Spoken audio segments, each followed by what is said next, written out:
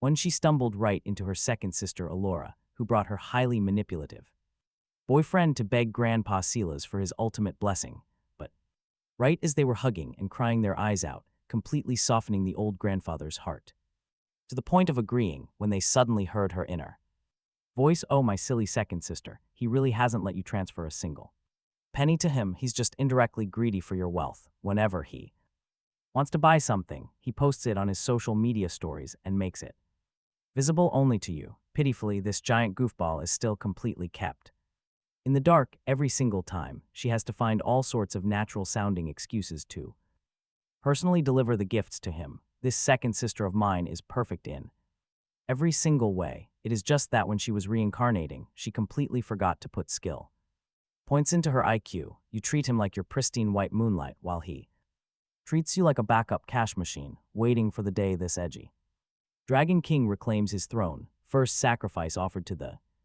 heavens will be you." Alora's pupils experienced a 9 magnitude earthquake. Completely impossible. What does she mean, offer her as a sacrifice to the heavens? What does she mean, backup cash machine? Grandpa Silas was completely spooked internally. What on earth is this situation? Could this be the inner voice of this child? He shifted his gaze, attempting to observe the reactions of every single person around him, and then he locked his eyes dead on with the eldest sister, Seraphina. This was the eldest granddaughter who best aligned with his own heart. They shared a telepathic understanding. Seraphina, keeping a straight poker face, gave the old man a subtle nod. Clearly, she had arrived at the exact same conclusion. The two decided to hold their ground for now. Keep watching closely because things are shifting fast. She had not noticed any of it. In just a few short minutes, unseen undercurrents were already surging across the entire scene. Suddenly, she noticed the gaze cast her way by her cheap second sister, but she did not pay it any mind.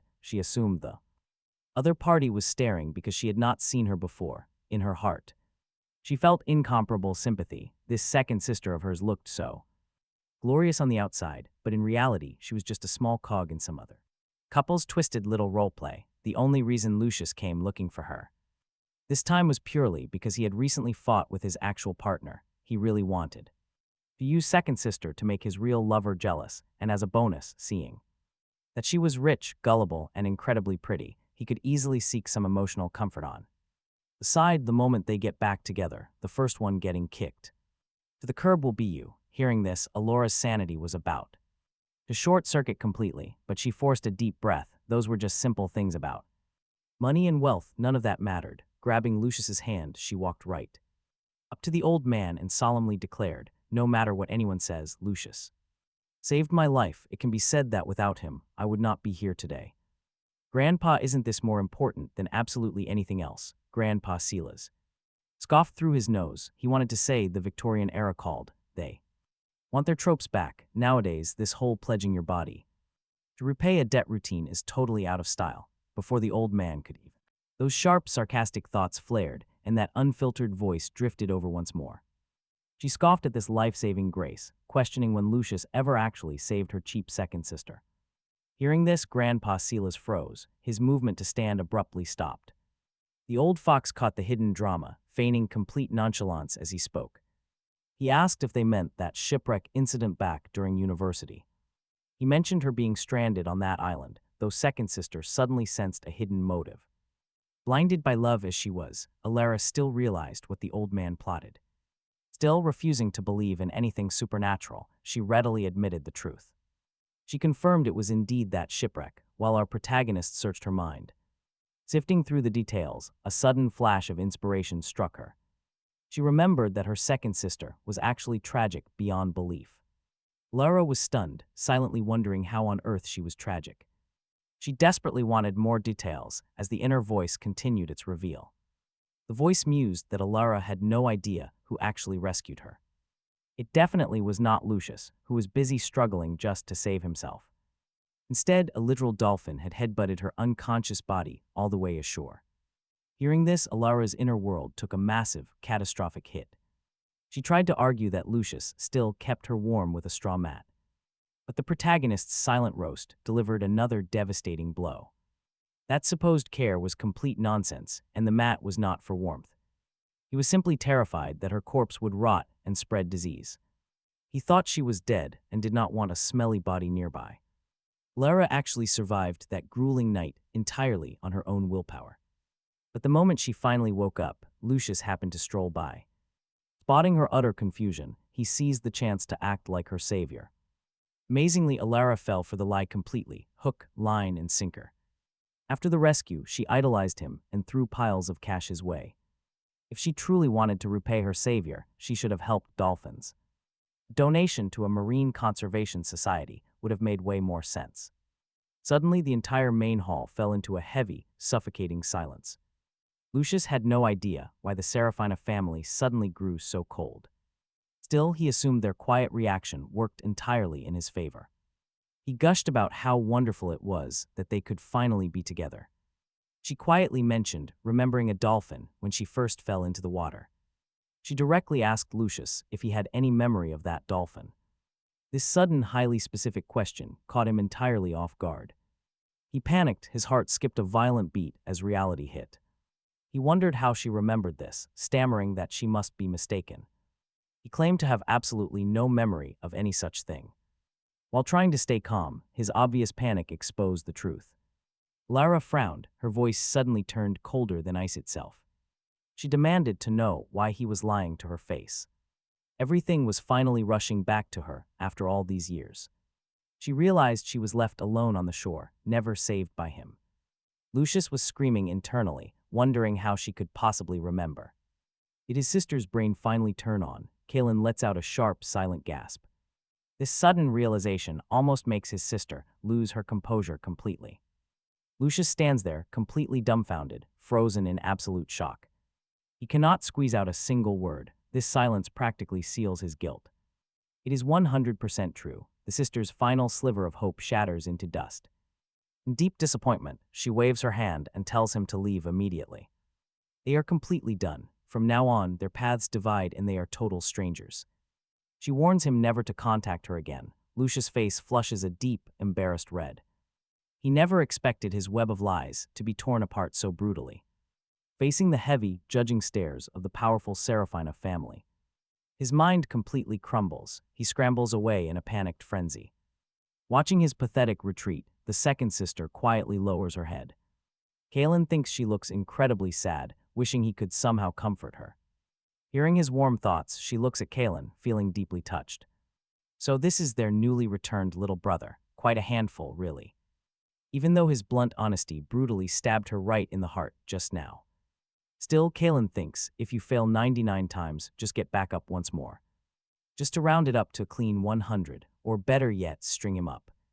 And beat him half to death. Silas squeezes his eyes shut, holding back a laugh.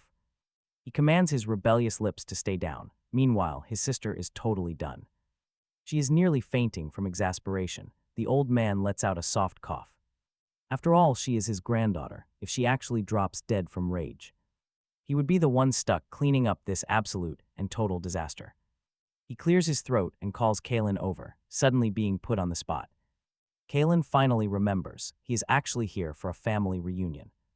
He quickly jogs over, greeting the old man politely. Grandpa gives a quiet nod. Silas has dominated the business world with ruthless efficiency for decades. He is a man of sheer action, not words, but this sudden grandson has him stumped. He has absolutely no idea how to interact with this kid. But he did do some research online before this meeting. He learned that, first of all, he must provide massive financial support. That way, the boy will never sell his soul for $5 miserable. With that in mind, Grandpa taps his cane, cutting straight to the chase. He welcomes the boy back to the family, but immediately lays down the law. He tells him there are strict rules Kaylin must follow from now on. This feels less like a warm welcome and more like entering a prison. Kaylin wonders if his grandfather is actually a strict school principal in disguise. He laments that if this is society, he might die of pure boredom. He is already picturing himself fast asleep in future corporate boardrooms. Grandpa lazily opens his eyes, completely ignoring the boy's visible boredom. Kaylin sits bolt upright, trying his absolute best to look attentive. The old man remains unfazed, continuing his long lecture on family rules. But when a young mind gets this bored, trouble is bound to brew. He gets incredibly bored. His mind wanders into ridiculous territory. He begins scanning his grandfather from head to toe with a curious gaze. The gaze settled on the back of Grandpa's left hand, right on a fully healed scar. Some people look completely serious and buttoned up when they get old. But in their youth, they were fearless warriors charging into battle for love. The moment those words dropped, Serafina and Alora had been trying to escape. They were just about to activate their stealth mode when they stopped. They elegantly pulled their raised feet back, but the boy still hadn't noticed. He didn't feel Grandpa's slow, piercing stare drifting right toward him. He was too busy slacking off in his own mind. Grandpa came from a rural farming village, where back in the day, he and Grandma were pure, innocent childhood sweethearts. One year on Grandma's birthday, she was out in the rice paddies harvesting grain. To manufacture some romance, Grandpa picked a massive bunch of beautiful flowers, bundled them up nicely, and set off to deliver them. But who could have predicted, "Let me give you 5 million in pocket money first. Spend it however you like," Grandpa abruptly yelled, cranking up his volume. Hearing this insanely massive number, the boy's entire body instantly froze. His eyes literally turned into giant, shining dollar signs. "Grandpa, you aren't just my biological grandpa, you are my literal god," he squealed. On the surface, Grandpa remained unmovable as a mountain, but in reality, he was sweating bullets, practically drenched. Talk about a close shave. The kid was literally a hair's breadth away from spilling the beans. Nearby, his two older sisters watched this unfold with deep disappointment. "Where's the rest of the story? Keep talking, you little cliffhanger."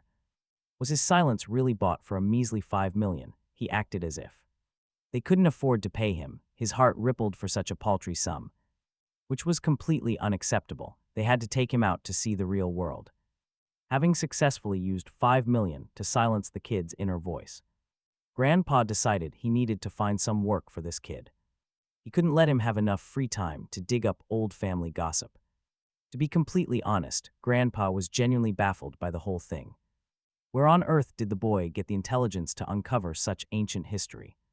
That mouth of his made the old man simultaneously love and hate him. But setting this matter aside, it was time to focus on the future. Grandpa had already compiled an early childhood education guide from his Google searches. He kept all the notes jotted down in a little notebook. According to Rule 2.2 of the manual, once the money is ready, you must take the boy out to meet all kinds of high-class women. It's best to let him see every option out there, Grandpa reasoned, to prevent him from being snatched up in the future by some weird girl. You never know who might crawl out of some dark corner to steal him. Today was the perfect opportunity. Grandpa looked over at his eldest granddaughter. "You are heading back to the company this afternoon, right?" he asked. "Make sure to take your younger brother along with you." Serafina had already planned to take him out, so she had no objections. She looked right at him, asking if he wanted to stay or go.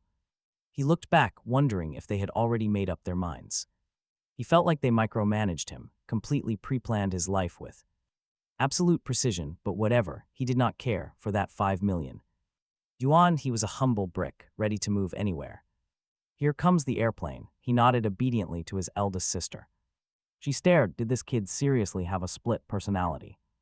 Meanwhile, his third sister, Lyra, stayed behind to face their grandfather's fierce interrogation, which meant she definitely could not tag along with them today. Right before they left, Serafina casually threw out a very nonchalant question. She asked why he was staring so intensely at their grandfather's hand earlier.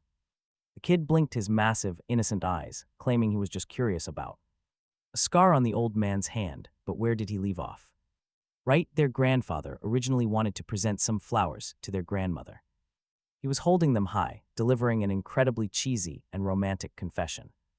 But right as the couple leaned in to embrace, their grandfather stepped right into a massive pile of fresh chicken poop, slipping and rolling all the way down the small hill and right into the filthy cowshed. He ate dirt in a spectacular fashion, slicing his hand open. The second sister swore she used all her strength, but she simply could not hold back her laughter, caught off guard by his eldest granddaughter's complete betrayal. The old man's face swelled up like a ripe tomato. His eyes fired razor-sharp death glares directly at them in his angry heart. He marked down those two bratty girls for some major future punishment. An old man's revenge is no joke, but what about the little kid? What evil intentions could a 14-year-old possibly harbor? He was only thinking to himself, The truly sinister ones were the older sisters. Suddenly, Seraphina sneezed loudly while driving their car toward the office. With the ultimate gossip king sitting right beside her, the drive felt a bit too quiet. To break the silence, the boy asked, curiously about what her company was actually like. Hearing this, Seraphina acted completely nonchalant about her business. She claimed the scale was small and the profits were just decent at best. She advised him that any future partner he found must meet this baseline.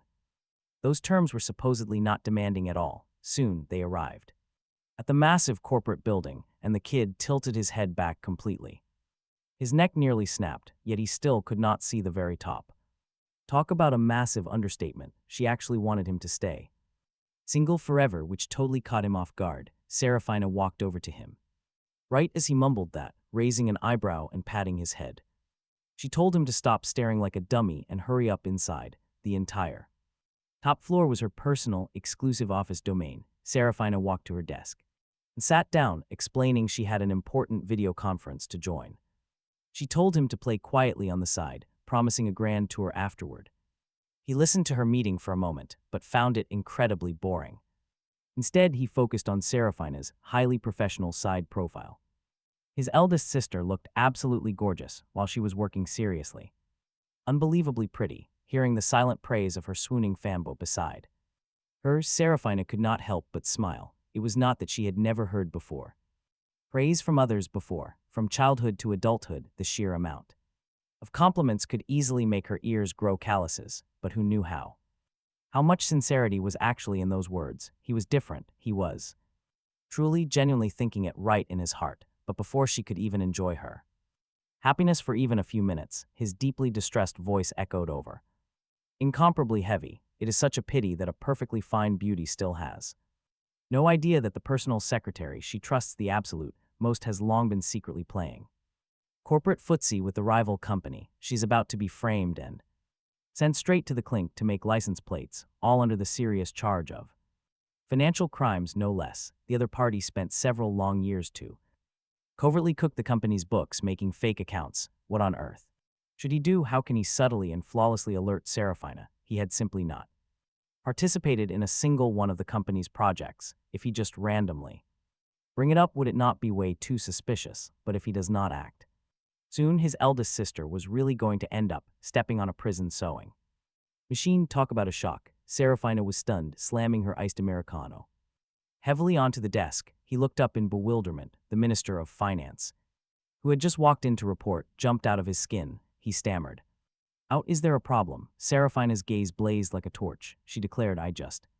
remembered that I haven't audited the accounts in a very long time. Prepare yourself, send me a copy of all the financial ledgers from the past few years." The Minister of Finance had no idea what had just transpired, but he absolutely did not dare to utter a word of complaint. He honestly and obediently went to make the arrangements. He blinked. Why did Seraphina suddenly think of auditing the accounts? Did this finance director, seeing him here, say something that caught Seraphina's attention? The ledgers from the past several years were massive. Organizing all the various cash flows would take until tomorrow at the earliest. Taking advantage of this window, Seraphina stood up and waved him over. "Let's go. I'll take you for a stroll around the company and conveniently parade in front of my 3 secretaries to see exactly who the hell is trying to screw me over." "Okay dokie." Hearing that he was going out, he perked right up and quickly followed. However, right as the two of they reached the elevator doors preparing to go down, they bumped head-on into someone. The other party was wearing a well-tailored blue suit. His eyes rapidly toggled back and forth between sharp intellect and clear, unadulterated stupidity. He had that specific vibe of a university student who had just stepped into society but had not fully stepped in, pretending to be a grown-up. Assistant Thorne was coming over to deliver documents. He had not expected to bump into the boss heading out. He hurriedly stood up straight. "Hello, CEO Chen." Seraphina nodded. "Just leave the documents on my desk. Who is this guy? He feels kind of familiar." Right on cue. Hearing his inner voice, Seraphina turned her head and sure enough saw him staring straight ahead, eyes locked dead onto Assistant Thorne. She frowned imperceptibly without leaving a trace. Assistant Thorne was an orphan sponsored by Grandpa Silas's generation, and even after Seraphina took over the group, those subsidies never stopped. She even sent him abroad to study just a few years ago. She recalled him just last year to groom him as an assistant. Could he really be framing her? Impossible. The timeline did not match up in 60 seconds. Countless wild theories flashed through Serafina's mind. But that does not stop her from introducing the assistant to Caden. She introduces them. This is Assistant Thorn, my secretary, and my brother, Caden. Thorn offers a slightly stiff, nervous hello to the young master. Caden responds with a warm, open greeting, making Thorn think to himself that this boy truly lived up to the title of a wealthy young master. But what the assistant does not know is, after hearing that name, 10,000 alpacas stampede wildly through Caden's mind. Thorn is supposed to be an elite professional in a few years, staying fiercely loyal to his eldest sister even after she gets out of prison. He is the guy who will bleed and sweat bullets to help her get revenge. So why on earth does he look like a scruffy, unkempt puppy right now? What caused such a drastic transformation? Did he go get plastic surgery later? Serafina listens in absolute shock, though she has not experienced going to prison. She can easily imagine how hard her life would be if the dark future her brother described actually came to pass. Yet even under those brutal conditions, she realizes that assistant Thorn was still willing to stand by her. Sadly, he met a tragic end.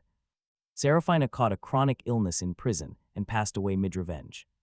Left entirely alone in the world, Thorn was driven to the absolute edge. After going through endless torment, he finally decided to end it all. He slammed the gas pedal to the floor, taking out the main culprit in a decisive crash, dragging them down to the grave with him.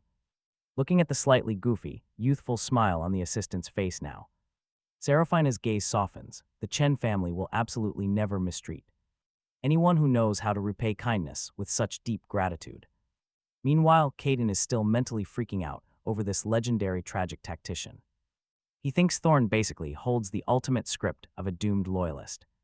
The eldest sister dies halfway, leaving her grand revenge unfinished.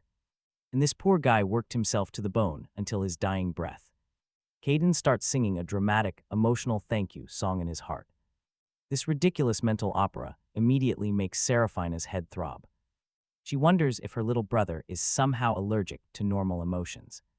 Still, one thing is certain: if this mind-reading intelligence is true, Assistant Thorn will definitely be groomed as her most trusted right hand. She immediately softens her tone, telling Thorn she is taking her brother to inspect the company and wants him to tag along with them. Stunned by the request, Thorn quickly agrees, feeling completely overwhelmed by this unexpected favor. Normally, these kinds of important corporate duties were always handed straight over to Secretary Vesper instead.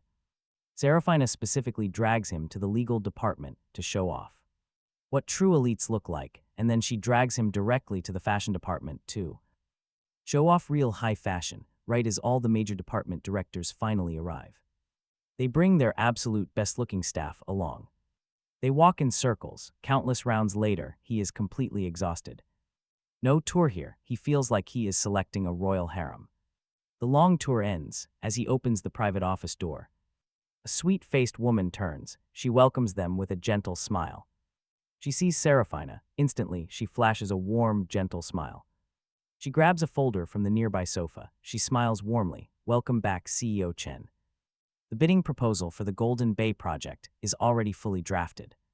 We just need your final signature to begin allocating the funds. Serafina takes the documents. She thanks her and prepares to sign. But his inner voice screams, "Wait, eldest sister, it is poisoned." He had only glanced over casually. Now his mind screams in panic. He prepares to throw up a highly dramatic hand gesture to stop her, hoping to halt her dangerous action, but she moves way faster. With a loud smack, she chucks the project proposal straight out the window. Without a word, she swiftly runs to wash her hands. This sudden move leaves everyone in the room completely flabbergasted. He silently lowers his hand as she emerges. Serafina calmly dries her hands. "I saw a bug on it," she says. She claims it was just an automatic stress response due to phobia. Hearing this, Secretary Vesper silently breathes a huge sigh of relief. She smiles gently. "No worries, I will go print another copy. I will have someone retrieve the one thrown out the window." Her sweet smile masks her urgency. She urges her boss to sign. She claims that many competitors are still eager to snag this project. But his inner thoughts sneer, what a two-faced, malicious beast she is, deceiving his sister while harboring horrible intentions. This undercover corporate mole is setting up the Golden Bay project to fail. In the end, the entire development will become a rotting mess. Even the land itself has massive, fatal problems. When outrage boils over, she will easily leak the cooked books, shoving his eldest sister out to take the fall as the scapegoat. Serafina treated her like family, but she kicked her to the gutter. She deserves to pay. In his memory, this was the family downfall. This Golden Bay project marked the start of the Chen family misfortunes. Hearing his thoughts, Serafina stares at Secretary Vesper in complete disbelief. She had suspected many, but never her own secretary. They have been close friends since high school, sharing everything, sponsoring her for years due to her poor background. She even brought her straight into the Chen group after graduation. Serafina's face pales as rage and betrayal boil in her heart. Why would she do this? Meanwhile, the inner voice continues. More furious than before, her poor eldest sister was still being kept. Completely in the dark, this Secretary Vesper had deliberately got close to her. Back in the day, she was actually the illegitimate daughter of the rival CEO of the Shu Group. Back then, that scumbag cheated while the legitimate Mrs. Shu was pregnant, getting tangled up with his supposed true love, this secretary.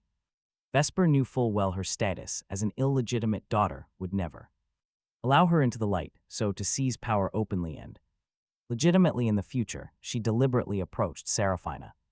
As it turned out, Secretary Vesper was Lucius's crush during puberty. Who knows if those two had gotten back together yet? Serafina, suddenly hearing a familiar name, locked her gaze. This matter actually involved that man as well. Her thoughts gradually began to wander. They probably made up right.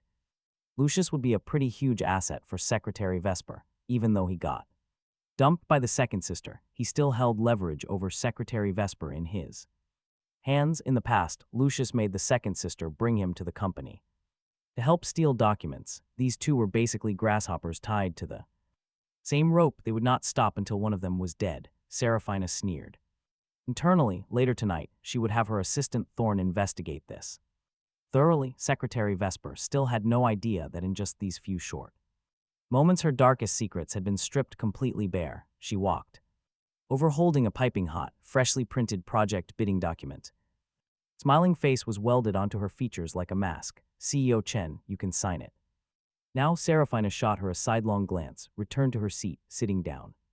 Properly speaking slowly, no rush, but CEO Chen, many people are fighting tooth and nail for this project. From what she saw, the future prospects of this project were incredibly bright. What if in just these few minutes of delay, someone else beats us to the punch? Seeing Serafina's cold shoulder treatment, Secretary Vesper started to panic. This was a scheme she had planned for years. Everything was ready and just waiting for the trigger to be pulled, but a massive hiccup occurred right at the starting line. She truly could not wrap her head around it. In the time it took her to print a document, how could Serafina, who was so willing to sign a moment ago, suddenly change her mind? Serafina took the coffee handed over by assistant Thorn, took a delicate sip, and leisurely replied, if someone beats us to the punch, it only proves this was never meant to be ours. What is yours by fate will eventually be yours. What is not should not be forced. Secretary Vesper put on an expression fraught with deep worry, but she had already negotiated with the partners and was supposed to submit the application this afternoon. Doing this would count as a breach of contract. It would not be good for the Chen Group's reputation. Serafina put down her cup. That is easy. When the time comes, just tell the partners that while out running errands, she found out her boyfriend was cheating and went to catch them. In the act, the younger sister could not stop gloating at her misfortune. Internally, was Serafina a panda in her past life, stealing all the bamboo shoots with her savage, incredibly snarky comeback? Secretary Vesper's mouth Vesper twitched, begging Serafina to stop joking around because the others were in a rush. Serafina looked at her, quietly asking how many years they had known each other. Her chilling tone startled Secretary Vesper, making her jump immediately. Vesper's eyes darted away, nervously stammering that it had been almost 10 years. 10 years, Serafina whispered, looking out the massive windows. She sighed, lamenting that 10 years was enough time for everything to change. Or perhaps she had simply never seen things clearly from the very start. What did that mean? Vesper watched closely, but Seraphina's face remained completely unreadable. Seraphina looked perfectly normal, exuding the calm aura of a master strategist. She spoke in a cool, collected tone that brooked no argument. There is no rush for this project. I will review the Golden Bay bid later. I have other matters to handle first. After all, the bidding is not open yet. It does not officially start until the day after tomorrow, so we have time. Vesper quickly agreed, though her mind was spinning in a wild, tangled mess. Overwhelmed by intense guilt, she did not dare push her boss any further. Seraphina watched her leave, her eyes darkening with deep, unspoken suspicion. If tomorrow proved that Vesper was indeed a dirty traitor, who had been cooking the corporate books, she would show no mercy. She would never let this liar off easy after years of deep betrayal. Prison was too good for her. She would make her wish she was dead. Later that evening, inside the quiet third-floor study of the family villa, Seraphina sat down with Grandpa and laid out everything that had happened today. The finance director had already worked late to pull up the previous records, and they had just uncovered a massive deficit of $10 million. The investigation even pointed directly to the deputy director of finance. Hearing this, Grandpa's expression grew incredibly dark and grim. He never imagined the traitors would be the ones closest to his granddaughter. But a moment later, a wave of pure relief washed over him. Thank goodness he had followed his sudden gut feeling earlier that morning, and forced the kid to tag along with Seraphina to see the corporate world. Otherwise, the consequences of this massive betrayal would have been absolutely disastrous. He doubted his old bones could have survived such a devastating shock. He doubted his old bones could have survived such a devastating shock. The old man sighed happily, knowing they owed this entire victory to the kid. But wait, right then, a dramatic inner voice drifted into their minds. Help! Seraphina and Grandpa both froze as their expressions twisted in shock. All my knowledge is escaping, and I do not want to work hard anymore. I should just skip school tomorrow and find a rich sugar mommy to adopt me. Grandpa rubbed his temples, feeling an incredibly massive headache coming on. What on earth was that little rascal thinking about all day long? A sugar mommy, was the family's massive fortune not good enough for him? Meanwhile, down the hall, the kid was painfully yanking at his own hair. Having finished exactly half of his homework, he decided to quit for the night. He would just wing the rest at school tomorrow, pulling up the blankets. He fell asleep instantly, sleeping peacefully as a quiet night slowly passed by. Before dawn even breaks, he has to drag himself to school looking absolutely miserable. He wears the face of a resentful widow. Life feels dry, utterly tasteless, and waking up early is literal torture. 6 a.m. wake-ups, a plot to murder humanity. Kaylin numbly shoves a dinner roll into his mouth, tasteless. Grandpa shoves a glass of milk into his hand, giving him worried, relentless instructions. His fifth sister actually goes to the very same school, class 3 of the high school division. Grandpa warns him to go find Maeve if any trouble starts. The fifth sister, yeah, Kaylin realized he definitely needs to check on her right away. Hearing this, Grandpa completely loses his chill. After the incidents with the eldest and the second sibling, his grandfather panics. Is their family cursed? Is Maeve about to run into some terrible luck? The old man perks up his ears, eagerly waiting for half a day to hear more. With absolutely no follow-up, looking up, he realizes Kaylin's soul has already drifted off to God knows where, just chewing his food with a completely blank look. His head is empty. Grandpa glares with sheer rage from the sidelines, fuming at the little brat for leaving things half finished. Spit out the rest of the story already, unfortunately, before he can prompt him. The driver enters. He is responsible for dropping Kaylin off at school, asking if the young master is ready, warning him he might be late.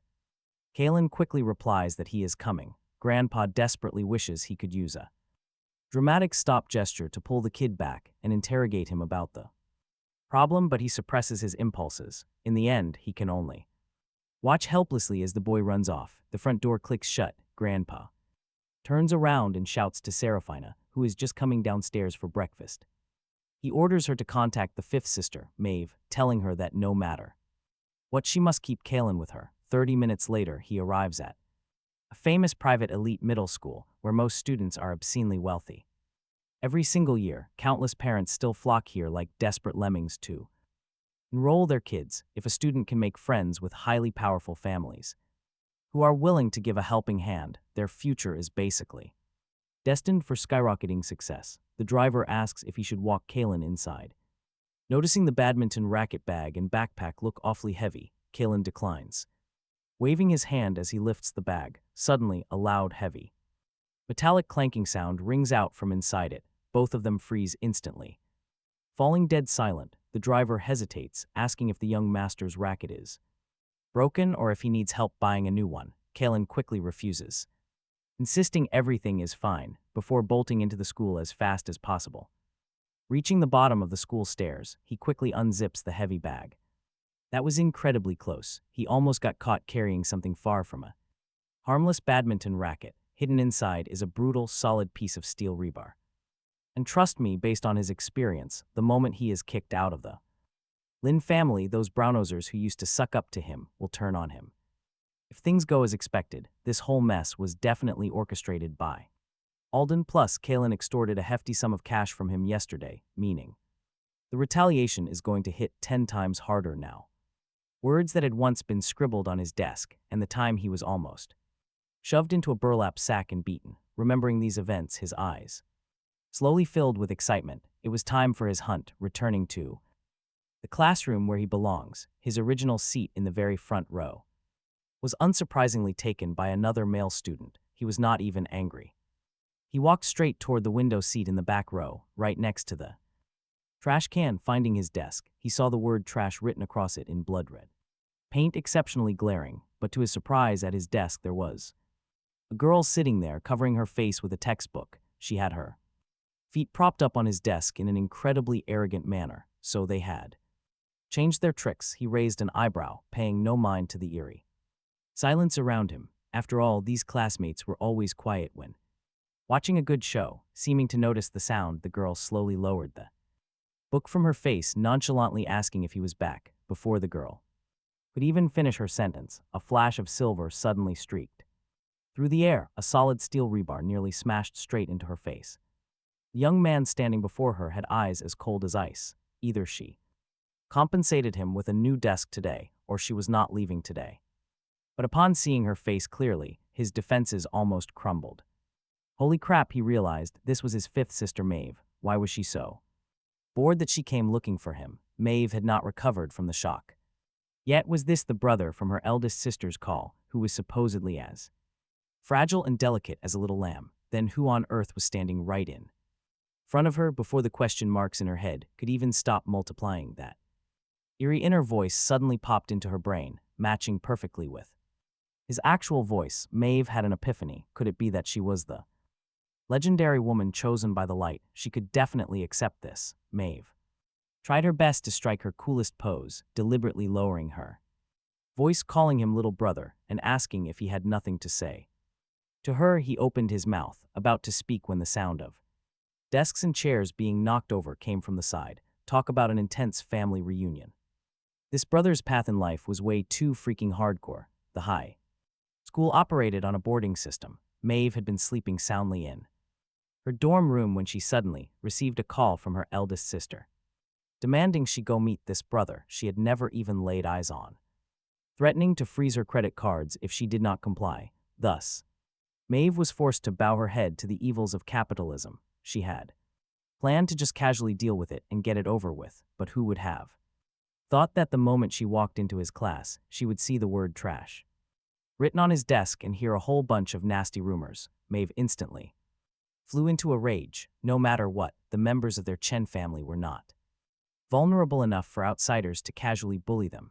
Maeve was originally the notorious, widely feared school tyrant of Ningda Middle School. Furthermore, there were plenty of rumors circulating that her family background was incredibly wealthy. In short, she was someone nobody could absolutely mess with. What is the meaning of this desk? Whoever wrote it, step forward. Maeve swept a freezing glare across the classroom. Instantly, the classroom, which had been fairly noisy despite her arrival, went dead silent. All the students stared at her in complete silence. Their eyes, however, carried utter confusion. They could not understand her interfering in his business. And then Maeve drops a complete bombshell that leaves them speechless. Shock, Kaylin is her brother, and she has got him completely covered. You better weigh the consequences from now on. As for the troublemakers, Maeve paused with a cold sneer, confessing now is absolutely pointless. When Caden gets here, she will have him point them out personally, the moment. These words fell, panic, pure panic set in for the troublemakers. Meanwhile, the other students felt absolute shock. They did not expect this. Talk about a massive plot twist in this class. Was he not the fake young master who stole the nest? And did he not return to a poverty-stricken family? But now, why? Is Maeve his sister? This was completely different from what Alden revealed. Maeve ignored the surging undercurrents among them, propping her feet on the desk, slapping a book over her face. She just fell asleep. Classic Maeve. She could already imagine how, when Caden arrived, he would look at her with eyes full of worship and respect, and then she heard the following statement: pay up for a new desk today, or you are not walking out of here. This was definitely not her script. Maeve barely managed to salvage her dignity, shrinking her neck slightly. Little brother, first time meeting, aren't you going to say something to me? Saying this, she felt she looked incredibly cool, only to hear a catastrophic friendly fire remark from her terrible teammate. Holy jumping jelly beans, Boss Maeve, your brother's path in life is way too freaking hardcore. Realizing he had directed his tough talk at the wrong person, Caden naturally presented the steel rebar, flashing an obedient, innocent smile. Holding the steel rebar flat in his hands, he presented it to Maeve. Hello, fifth sister, first time meeting. Please kindly accept this steel rebar as a token of my esteem. Maeve smoothly tossed the steel rebar over to her terrible teammate. Hands in her pockets, she looked at the students in the class, domineeringly tilting her chin at Caden. Point out whoever usually bull is you, she said. If that is the case, Caden will not hold back. He took a massive stride forward. On the very first step, he slammed his hand down onto the shoulder of the male student sitting right in front of his desk. Obviously, not everyone was Alden. Barnaby's acting skills were clearly not up to par. Upon being slapped on the shoulder, obvious guilt flashed through his eyes. He smiled weakly, asking what brother Caden needed him for. Caden could not be bothered to act with him and cut straight to the chase. You are the one who wrote those 2 words on my desk, are you not? This guy, Barnaby, was a classic cowardly bully who preyed on the weak and feared the strong. To him, having no money and no power was the original sin. It made Caden a target that could be humiliated at will. On the contrary, anyone in the class with power, anyone with power had their boots licked clean by him, including Caden. But because Kaylin rarely paid attention to him, a grudge was born. So the moment he heard Kaylin was down on his luck, he pounced. He absolutely could not wait to crush him and please Alden. Barnaby clenches his jaw in absolute refusal. He denies everything on the spot. He had not shown Kaylin his deceitful, two-faced nature just yet. Their relationship was cold, but they were not enemies. Perhaps it was just suspicion. If he denied everything, he might survive. Maeve points at the camera. Do you think everyone is an idiot? Crossing her arms, she shoots an incredibly cold, heavy glare right at him. She reminds him of the massive camera inside the classroom. Do they need to pull the footage and check it right now? Hearing this, Barnaby's face drains of all color as panic sets in. He thought Kaylin was just a fake with absolutely no backing. He believed Kaylin had no money, no connections, and terrible school grades. He figured the school staff would never bother to protect him. When they bullied him, they acted without any fear of consequences. Talk about a massive backfire. They did not even avoid the cameras. Why go through all that trouble when everyone saw it happen? Kaylin asks this with a cold, innocent smile on his face.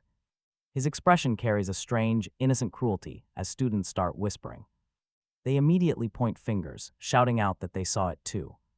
They saw Barnaby carry and paint early this morning to do it. Hearing these accusations, Barnaby's face turns a sickly shade of green. Slamming his hand down, he decides to drag everyone else with him. He screams that he never wanted to bully Kaylin at first. He claims he only listened to the ideas of his classmates. He specifically blames the instigations of Feng Chen and Chu Wei. The accused pair jump up, asking what the hell he is saying. They snap back, reminding him that he was the most eager to ruin Kaylin.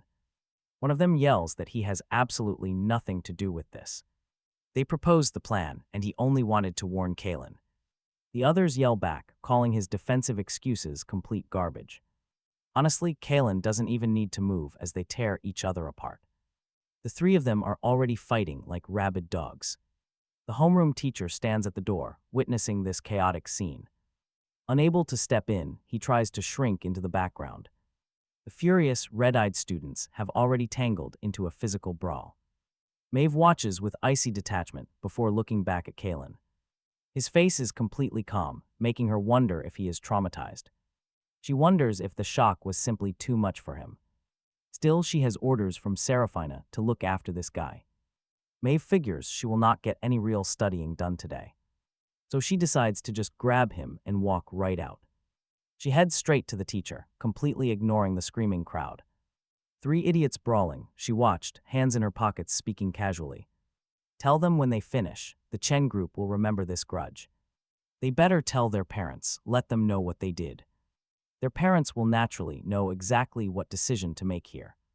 Maeve pulled out her phone. She quickly sent a message to Seraphina. She explained everything, then she turned right back to the teacher. She ordered the teacher to write a sick leave slip for Caden, taking him away. Yes, of course, the teacher nodded, not daring to argue with her. Caden tugged her sleeve. Should I pack up and go home now, fifth sister? Hearing those sweet words deeply moved Maeve. At home, she was always overlooked. Absolutely bottom tier, she felt incredibly touched. She almost cried. Externally, she maintained her cold, reserved mask. She mentioned eldest sister wanted Caden with her, asking him to say it again. Since she just helped him, Caden playfully feigned total confusion. He tilted his head. Call you what, fifth sister? Nothing, she muttered. She announced the leave was approved, then handed the slip to the teacher. She marched ahead with massive, brisk strides, while Caden followed closely behind. A sudden day off, the ultimate student gift, all hail fifth sister. Maeve heard those silent cheers. Her usually stoic face started to crack. The corners of her mouth fought hard to hold back a smile. She was thrilled they left the junior high division together. Maeve's childhood friend immediately began educating Caden on her legendary history. Seriously, the genetics in their Chen family defied all normal logic. His sister apparently slept soundly through every single school class. She never did homework, messed around, and stayed up playing games. Yet, after cramming intensely for a mere 3 days right before exams begin, she would actually rank in the top 3 of the entire grade. It made everyone jealous. Caden just kept nodding along in agreement. He fully agreed while Maeve walked at the front, suffering in silence. She was forced to hear Caden's hyperactive, wildly chaotic inner thoughts. Total fake news, trust me, she was never playing games late at night.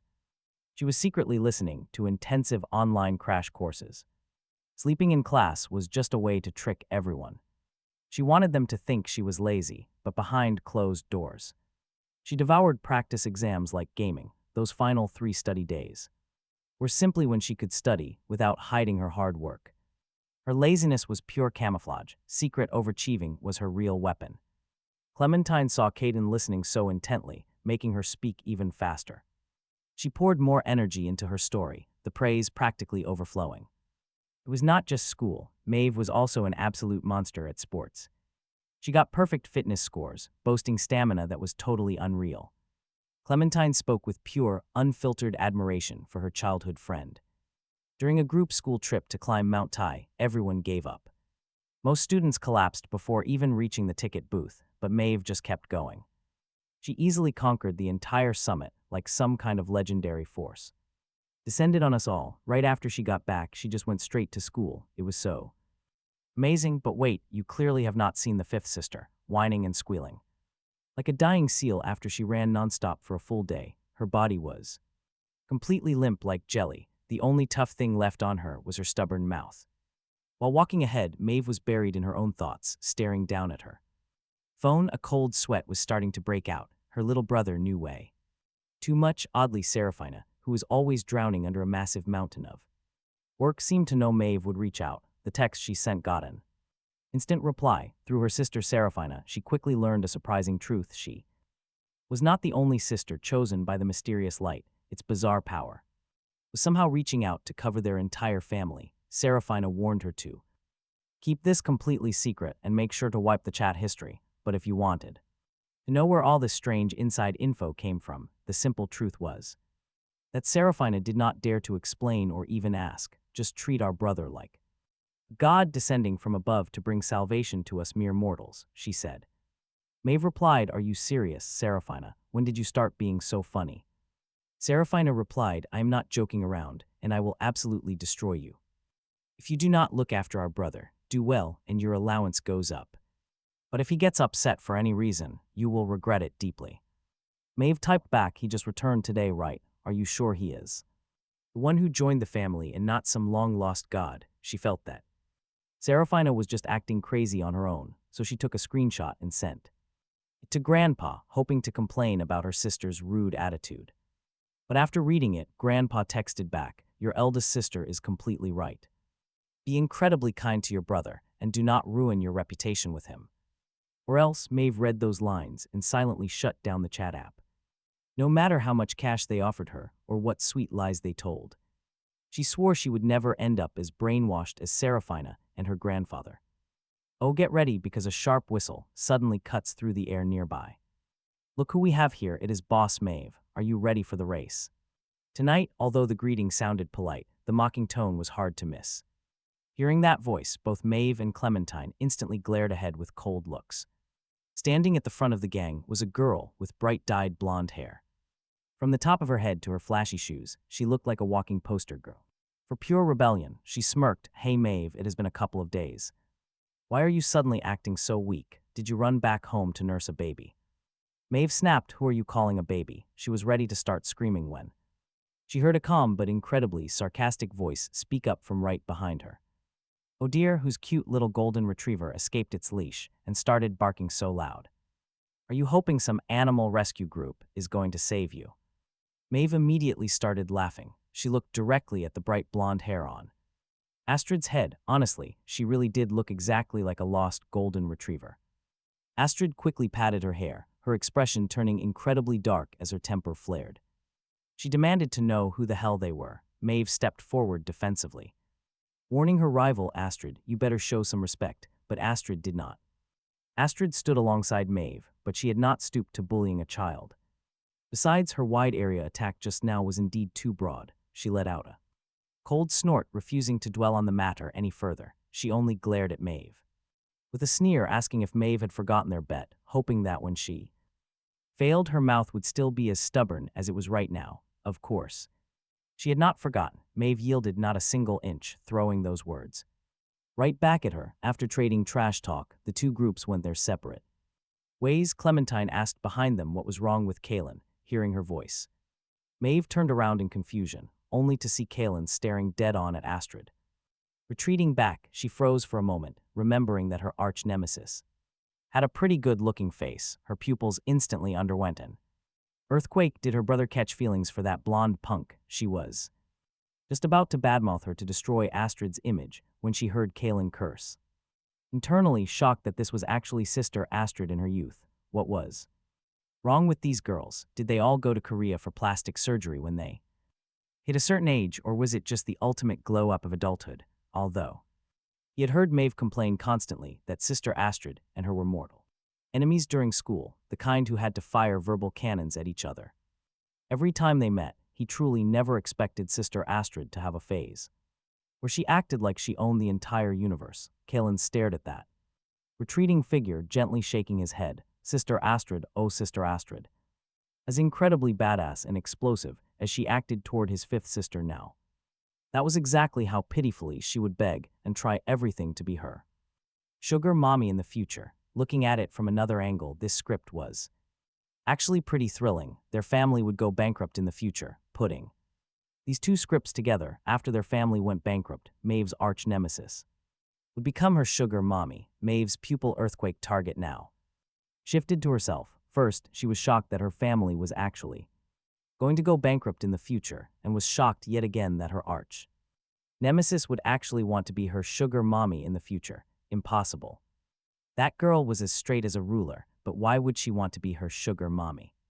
What kind of ghost story was this? Maeve was completely dazed. Why on earth did this happen? The reason Sister Astrid did this was actually mainly because, hearing the keywords, Maeve instantly activated turtle speed mode, stretching her ears out as long as possible, desperately urging him in her mind to spit it out.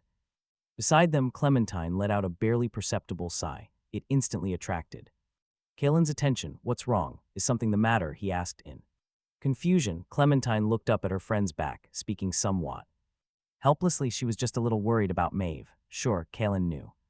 She was worried, but he wished she would hold that. He was literally just about to hear the reason and was feeling incredibly anxious. However, the two girls ahead could not sense the utter exasperation behind them, worried. First, Kaylin tilted his head in confusion. Then, connecting it to the situation just now, he suddenly grasped the main point and asked curiously, "Speaking of which, what was that bet they were talking about, this?" Clementine looks at Maeve with clear hesitation, unsure if she should speak. She worries about revealing the truth. Is it really just a motorcycle race? Maeve has absolutely no scruples. She shrugs nonchalantly. Tonight at 8 p.m. on the winding mountain road, a challenge awaits. Astrid and Maeve are having a massive showdown of speed, pure passion on wheels. The loser must serve the other, act as their unconditional lackey for a month. They have to take orders constantly. This sounds incredibly familiar to Kaylin. It is exactly how Astrid will end up serving Maeve in the future. He is totally amazed. Do such perfect, crazy arrangements really exist? Clementine still feels quite uneasy. The mountain road is just too dangerous. She asks if they can change the location. Maeve just raises an eyebrow. Talking about her beloved sport instantly lights up her entire face. She smiles brightly, a flash of her sharp, cute little canine teeth. Does Kaylin seriously doubt her skills? Relax, there is no need to worry. Even with 18 hairpin turns, she would still blast right through them easily. Telling them to put their minds at ease, she quickly shifts focus. She looks back at Kaylin, asking if he plans on heading home tonight. Or perhaps he wants to stay over at her massive private villa. Although their elite school operates on a strict boarding system, students can commute. As long as grades do not slip, living on campus is entirely optional. Maeve wanted to secretly overachieve. She wanted to eventually dazzle everyone. To do this, she bought a private villa right near the school. The place is fully furnished, with absolutely everything she could ever need. Her garage is also completely packed with an impressive collection of beloved motorcycles. That dangerous winding mountain road keeps nagging at Kaylin's mind. He immediately declares that he wants to tag along to her villa. Since Maeve already took the day off anyway, she has no objections. She happily leads him away, but opening her front door brings instant regret. She completely forgot about her secret. Kaylin stares at a wall of notes. The wall is covered in key English vocabulary. Kaylin smiles knowingly. He teases his fifth sister for secretly being an incredibly dedicated student. This is the ultimate move. Overt overachieving is easily spotted by everyone. But covert studying is impossible to defend against, so one must beware. He warns her to beware of classmates who loudly claim to slack off. They are likely just brainwashing others while secretly working hard. If anyone takes their laziness seriously, they have already lost the game. Maeve panics, remembering all of Seraphina's strict warnings about her positive image. She nods along in agreement, desperately trying to fight back her tears. Maeve tells Kaylin he must also learn from her hardworking spirit. Meanwhile, Kaylin leisurely strolls toward the calendar with his hands clasped behind him. His slow, dragging posture makes him look incredibly old-fashioned. He looks exactly like an elderly man carrying a vintage bird cage. The amusing sight gives Maeve an overwhelming urge to hand him a cane. Her mouth twitches. She never had much experience interacting with boys before. But since they are both high schoolers, she decides to shrug it off. Why not invite her brother to do some practice questions together, the more she thought. About this, the more perfect it seemed, an older sister patiently guiding her little brother with his homework. What a loving and harmonious picture that would be. He stood in front of the calendar, face growing increasingly serious, completely unaware of the disaster about to strike him. He pulled out his phone. Today was November 18th, 2023. The winding mountain road, his fifth sister's bet. He remembered now, it was exactly today, that she would suffer horrible injuries and paralyze both of her legs. When her motorcycle tire blew out, from then on she could only walk short distances and never play sports again. She even ended up the intensive care unit for 2 whole days, both legs paralyzed. Hearing this devastating future, Maeve was so shocked she stumbled a step back. Few quick thoughts shattered all her warmth, but that should be impossible. Maeve immediately spotted a major flaw in this theory. The bikes she used were always equipped with top-tier parts, even driving over sharp gravel.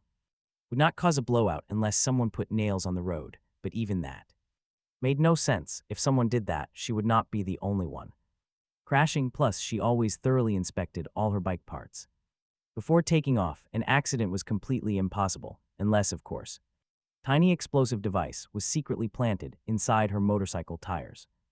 Maeve's eyes widened in sheer shock. Nobody knew better than her the terrifying danger of a tire exploding while riding at extreme speeds.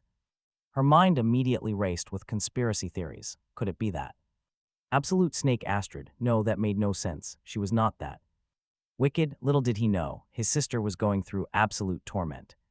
He was completely clueless while she rode a wild, emotional roller coaster. Speaking of which, who exactly planted the bomb again? He could not quite remember. He rubbed his fingertips together as his brain worked overtime to recall the details. He believed it was some rich, second-generation punk whose family faced total bankruptcy, a pretty shady friend of Sister Astrid. In order to save his family, he secretly ran an illegal gambling ring behind their backs, inviting other rich kids to place bets with him acting as bookie. He threw all his family's last cash on Astrid, winning to guarantee his win. God only knows how he tracked down Maeve's address. He snuck into the garage and rigged the tires on her bike. Maeve forced a polite smile, but inside she was grinding her teeth in pure fury. She could not believe someone actually did this. Gambling scum deserved no mercy. This new information was detailed enough to take action. Just the charge of running an illegal gambling ring would easily crush that nameless scumbag. I definitely have to call the cops on him, Maeve quietly planned. Once the police dragged that trash away, she would personally mock Astrid to show her what kind of trash she befriended. But it was actually this event that forced Astrid to investigate. The truth, after Maeve's horrific accident, Astrid was completely consumed by guilt. Even when their family went bankrupt later, she never abandoned her sister. Astrid claimed she could easily look after fifth sister. After all, she only ended up in this mess because she initiated that foolish bet in the first place. Without the wager, none of this would have happened. Unfortunately, his rebellious fifth sister weighed 100 pounds, with 99 of it being pure rebellion. She absolutely refused to yield. Little did she know, her little brother was scheming once again. Maeve scoffed internally. Still, since that punk Astrid showed a bit of conscience, she decided to let her off the hook this time, instead of mocking her. She even admired herself for being so forgiving. How could someone so kind and generous exist in this world? Meanwhile, a plan suddenly formed in his mind. The little brother turned around and flashed Maeve a warm, bright smile. Fifth sister, could you show me your motorcycle garage? He asked. I have never seen a real bike before and really want to see one, adding a polite please. Investigating this directly would be far too difficult if he asked her outright.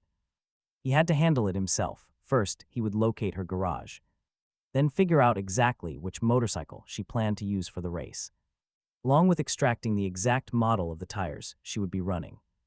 Maeve seemed like the type of sister who would let a kid run wild. When the moment came, he would just make an excuse and slip away. He would buy strong sleeping pills first, then pick up matching tires. At noon, he would drug his sister to sleep and swap the tires. Having mapped out the plan, he felt proud of his quiet, selfless dedication. This scheme was absolutely flawless. There was only one minor issue. He had never actually repaired a motorcycle in his entire life, but that did not matter. He fixed a bicycle once, which was basically the same thing. Seriously though, a motorcycle operates in a completely different universe of mechanics. Since Maeve did not answer right away, the boy called out to her again. Maeve smiled warmly and agreed, telling him to wait just a second. She quickly ducked into her room and busily fiddled with her phone. When she emerged, she was carrying a massive toolbox with a radiant smile. She asked if he wanted to see a motorcycle completely taken apart. For him, she was ready to fully refurbish a bike from scratch. She promised to demonstrate the entire process, from parts to tires. This massive surprise came too suddenly. He realized his plan was ruined. He hesitated, asking if it would be far too much trouble. Maeve waved her phone and laughed, saying it was no trouble at all.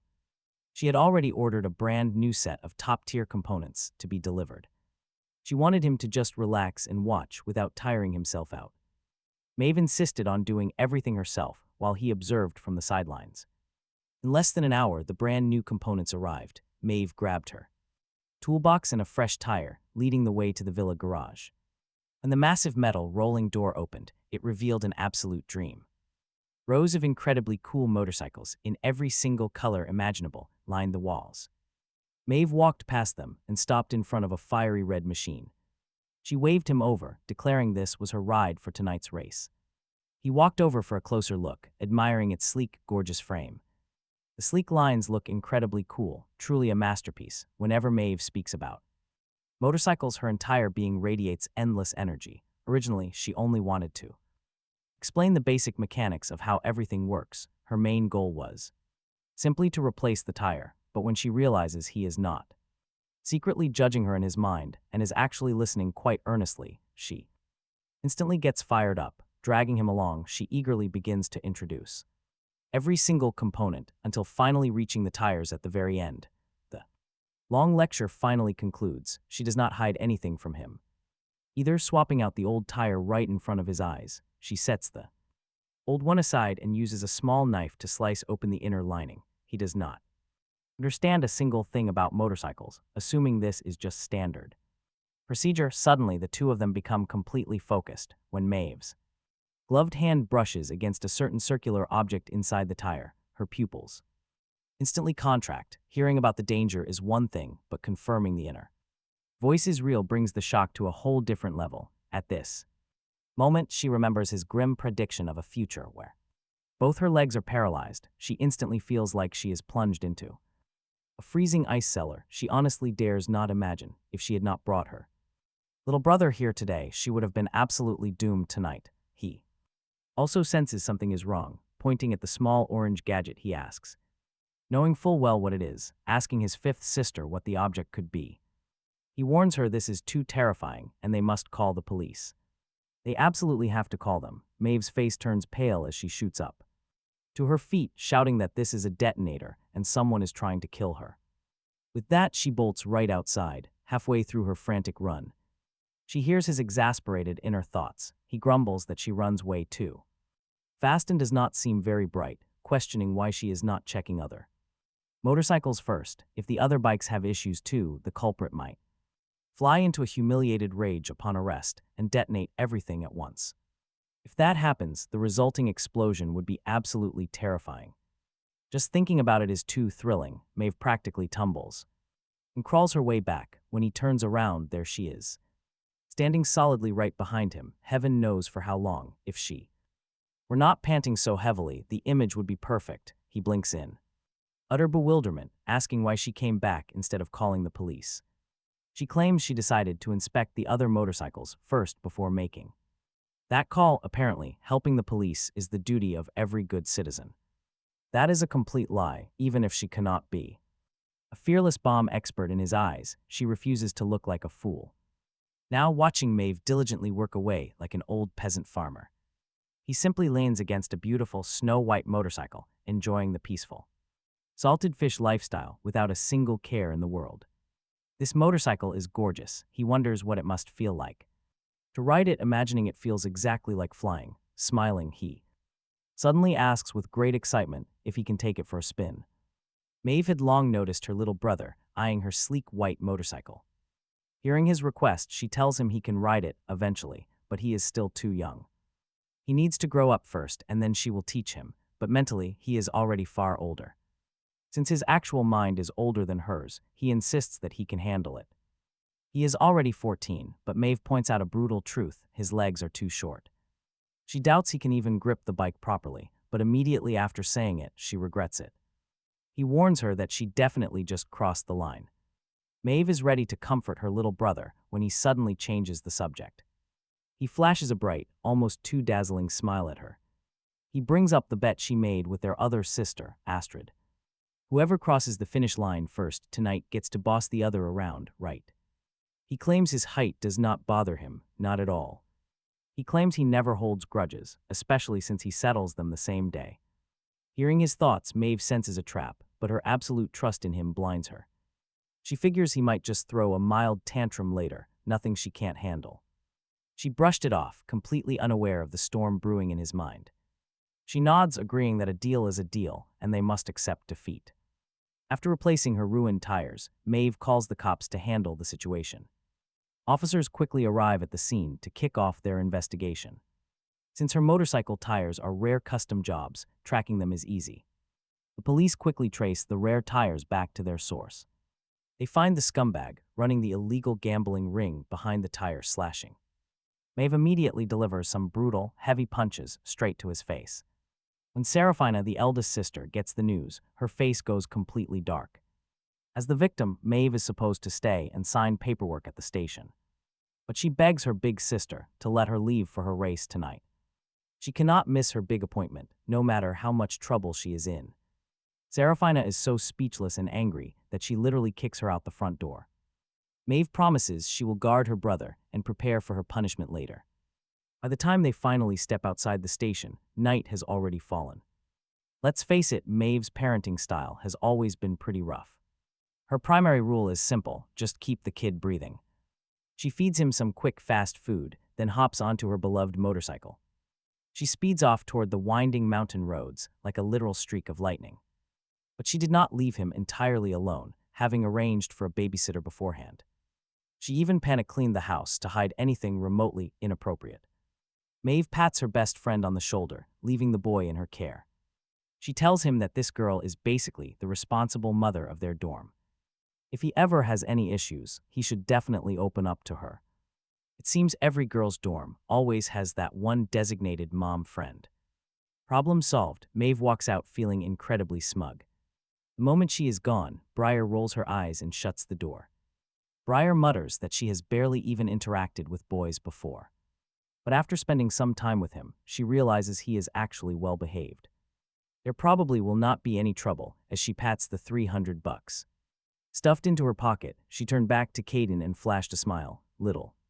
Kaylin, she asked, do you want big sister to play games with you? He put on an obedient smile. Sister Briar, he said, I do not play games. How about we watch? His sister raced instead, but Briar just gave him a disapproving look. She quickly made up an excuse. Since Sister Maeve was not home, she claimed. Some criminals might sneak in. They had to stay and watch the house. Kaylin nodded very understandingly. Just then, the doorbell rang. His smile widened a bit as he asked Briar to grab the takeout he ordered. Briar assumed the kid had not eaten enough at dinner and wanted some delivery to fill his stomach. She did not overthink it, but the moment she opened the door, she got a massive shock. Outside stood a man with a blue dragon tattooed on his left arm and a white tiger on his right. He had a scar across his face and a yellow bunny ears helmet on his head. This scary delivery rider stood at the door with a fierce glare. How can one even describe this? It looked exactly like a mob boss disguised as a delivery driver coming to collect protection money. Hiya, Briar backed up 2 steps. In absolute alarm, she struck a defensive pose with intense energy, though her lips were trembling a bit. I advise you to stay calm, she warned him. Robbery is a crime. Do not come any closer or I will call the cops. Seeing this, the intimidating rider's expression did not change. He stepped forward and asked in a booming, deep voice if she was the customer who ordered. His screen name was Flay's Eye. Pursue, the god of wealth cannot escape even with wings, he announced her delivery had arrived and asked her to sign. Briar was absolutely stunned. Her thoughts went from wondering if he was really a rider to questioning that ridiculous screen name before finally accepting it with a blank face. She reached out her hand to take the package. Hearing this, the rider pulled out his phone, revealing a set of pearly white teeth. Instead of answering, he asked if she was Miss Briar. She froze in complete confusion and said she was. He explained that her brother Kaylin just purchased their newly launched companion service. The companion was her, plus the kid had driven his motorcycle away, so she had to take care of him for 2 hours. Briar was utterly flabbergasted by this news. Meanwhile, having successfully slipped out from the balcony, Kaylin was riding the delivery motorcycle. Tears welled in his eyes as he smiled gently and whispered goodbye to Briar. Do not worry, he thought. The companion he picked was the master who trained him. Back when he delivered food, even though he looked vicious, he was actually a man with an incredibly delicate heart. Surely those two would get along splendidly. Meanwhile, over on the winding mountain road, one red and one yellow motorcycle raced neck and neck along the treacherous path. Their extreme speed and skills were perfectly matched. Behind them, several cars had already been left far behind, eating their exhaust, executing a massive high-difficulty drift. Round the corner, the red motorcycle narrowly overtook the black one by a hair's breadth. The rider of the red motorcycle looked back arrogantly, raised two fingers to her forehead, and gave a mocking farewell salute. Give up, little golden retriever, she mocked. You cannot beat me. Prepare to be. Astrid chuckles coldly, telling Maeve to be a good girl and pour her some tea. Maeve shoots back, telling her to actually win a race before talking nonsense. She tells Astrid to keep her daydreaming to herself, but as Maeve prepares to retort, a strangely familiar sound echoes in her ears, calling their riding amateur. Calling their flashy speed all style and no substance. Wind breaks behind them. The two turn simultaneously, seeing a bright yellow motorcycle, branded with "My two in delivery," seems to glow in the dark night. Honking its horn with a beep-beep, the scooter makes a flashy entrance. Under the completely stunned gazes of both racers, the delivery boy flies past. He effortlessly overtakes them and pulls off a flawless drift on the corner.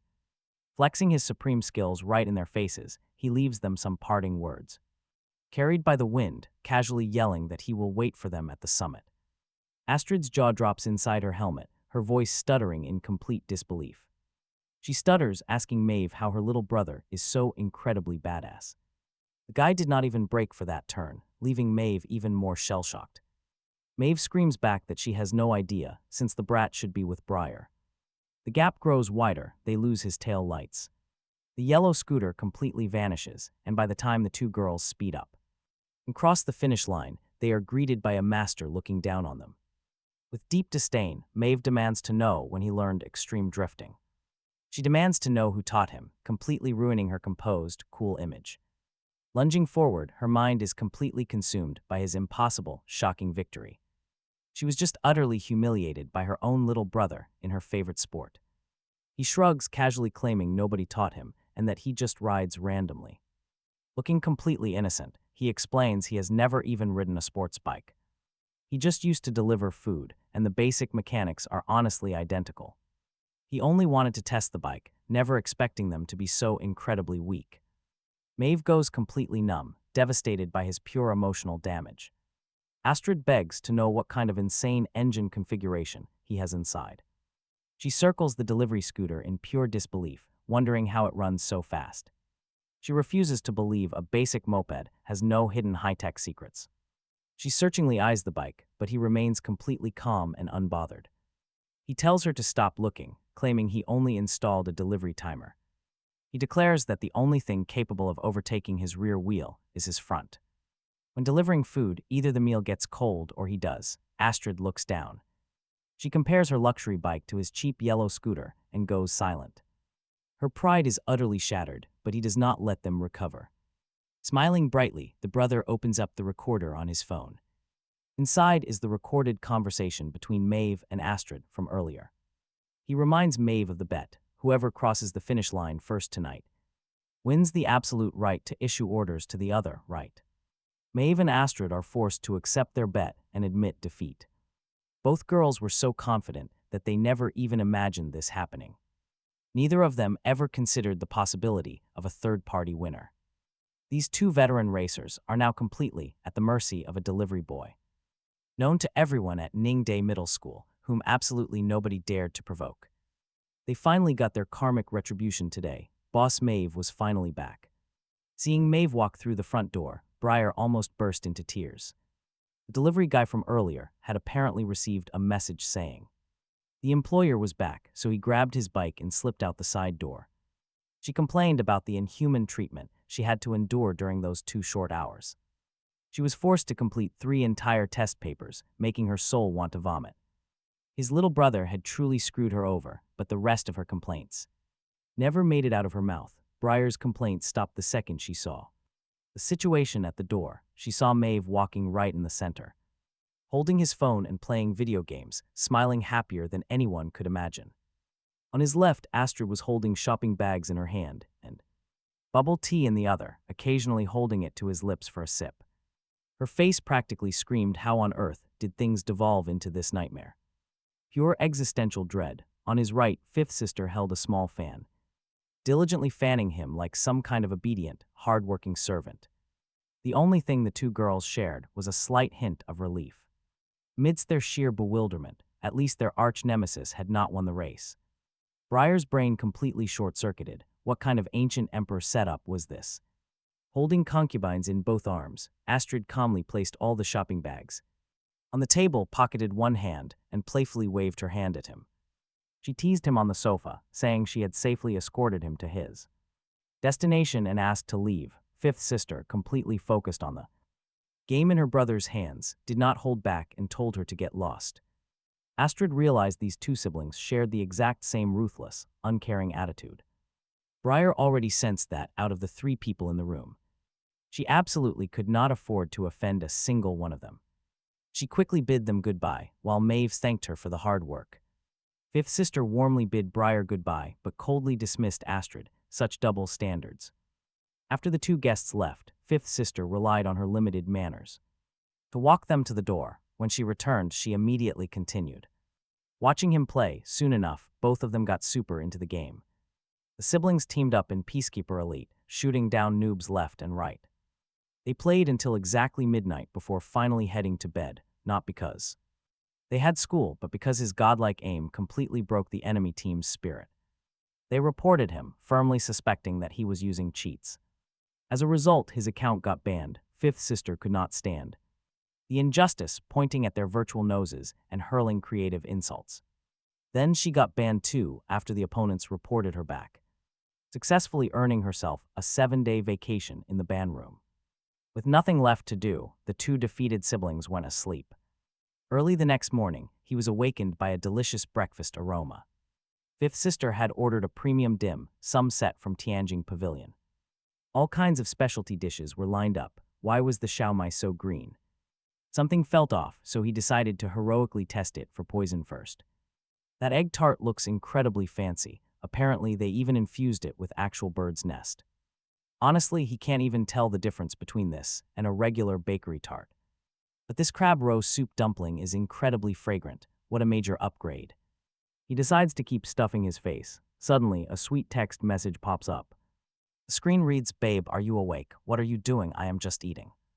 Maeve giggles, wondering if her silly little brother was sent here to be a comedian. Her brain is totally stuck on his funny rhythm. She urges him to eat more. Watching him devour everything like he has been starving for 500 years, she smiles. She feels a huge wave of affection. Her little brother eats like a starving ghost. Look how incredibly skinny he is. He clearly has not been eating well lately. But now that he is finally back home, they absolutely must fat him up properly. He happily holds out his bowl for some xiaomai, thanking his sweet sister. He chuckles, but once his stomach is 70% full, reality starts setting in. His mind finally drifts away from the delicious food. Why must school start today? Why does a beautiful morning have to be ruined by attending class? For him, school has only ever deserved one honest rating: paid imprisonment. As a kid, one pays to sit in prison, and as an adult, one sells labor. Selling labor just to sit in another prison, making money is just too hard. He complains that his entire life is being wasted behind bars. At least he has tools. He already gave away his handy steel rebar, so today he plans to search for bricks. Honestly, looking for bricks at school is just crazy. The kid is basically a menace. Maeve clears her throat. She tells him he does not have to go to class. He practically jumps out of his seat with absolute joy. Is this actually real? Maeve smiles brightly, explaining that she already talked to their eldest sister. Since eldest sister needs to handle the situation, she will visit the principal. Since she is meeting the principal tomorrow, he is probably changing classes soon. That means he gets a free pass from his old classroom for 2 days. Oh, this is fantastic. Wait, he suddenly spots a major linguistic loophole. What exactly does she mean by not going back to his classroom? This cannot be good. Maeve's grin widens. As the fifth sister, she worries he will feel lonely. Since she does not have a desk mate, she wants him to experience her class. She asks if he is happy about this. Honestly, who brings their brother to school? Is she even hearing herself right now? This is completely unhinged. He groans that his fifth sister is a clingy little demon, and it is pretty gross. He begs her not to do this again, but Maeve actually had no choice. Watching her little brother constantly slack off is just too painful for her. He is 10,000% unwilling, but there is no escaping this. The decision is made, and Maeve is fully determined to drag him along. Maeve's class is Year 2, Class 3, the absolute elite group of the school. Ningde Middle School heavily focuses on this specific golden class. The students here come from rich families and possess incredible academic records. Of course, there are always a few exceptions who got pushed in by force. Now Maeve is already an absolute legendary figure around the campus. So dragging him in like a helpless little chick immediately turns everyone's heads. He can only trail reluctantly behind her under all those staring eyes. He complains, "Sis, is this really how you treat your boss? It is chilling to the bone." Maeve casually keeps her grip on him to prevent her little brother from making a run for it. She replies with a lazy attitude. The situation is simple. Her little boss wants to abandon her and escape, so she must hold on tight. The two of them walk over to her desk and sit down. Maeve sits in the middle row right next to the window, a prime spot she chose specifically. For the incredible view, plus the lighting for slacking off during class is absolutely perfect. Meanwhile, her brother is squeezed into the seat right next to her. The student sitting directly in front of him is Briar, who stares at Maeve in complete shock. "Boss Maeve, why did you bring your brother here? Did you clear this with the homeroom teacher, Mr. Baldrick? Watch out or he will blast you." Maeve just shrugs. She is on her way to handle it. Planning to pull an act first, report later move on old Baldy, she is off. For students in an elite class with such powerful backgrounds, the school has to provides equally extraordinary teachers with massive authority to keep everyone in line. Their main homeroom teacher is officially named Mr. Baldrick. Hearing this name completely stuns him. What kind of legend came up with that? Briar laughs, explaining their literature teacher is actually named Mr. Sterling. Mr. Baldrick is just a nickname because he is balding.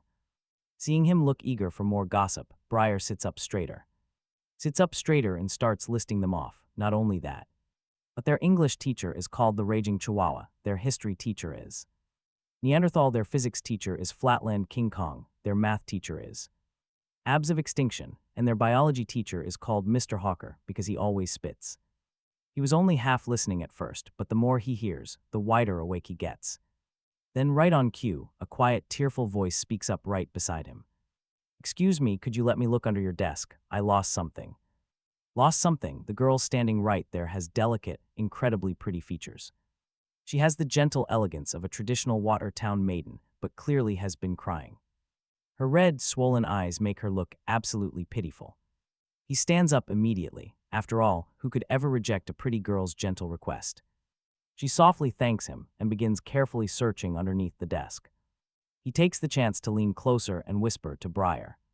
"Sister Briar, who is this girl?" He cannot shake the feeling that she looks incredibly familiar, matching a specific face in his memory, but due to her completely different aura, he does not quite dare to confirm it. Briar was about to ask the crying girl what is wrong, but she answers him first. This is their class monitor, Arya. Meanwhile, Maeve returns.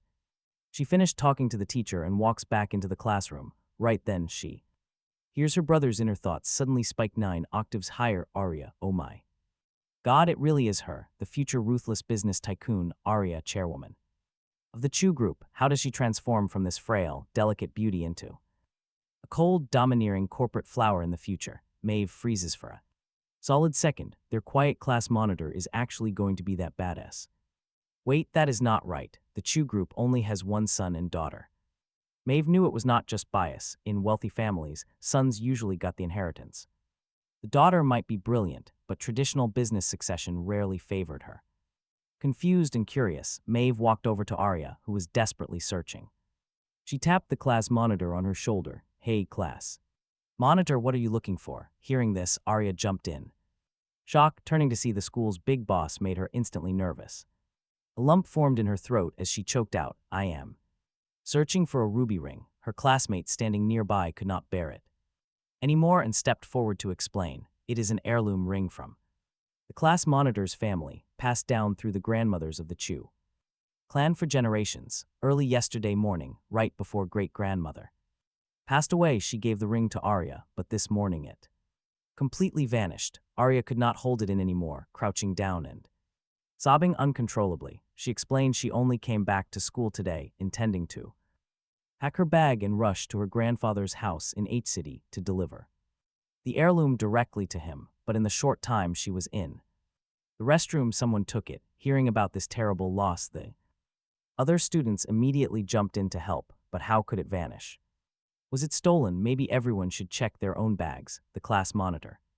Always helps us out, so let us help her look. Hearing this, Arya was incredibly moved, thanking everyone, but unfortunately after their thorough search they came up empty-handed. Arya felt absolute despair. Maeve stepped in, asking her to describe the timeline.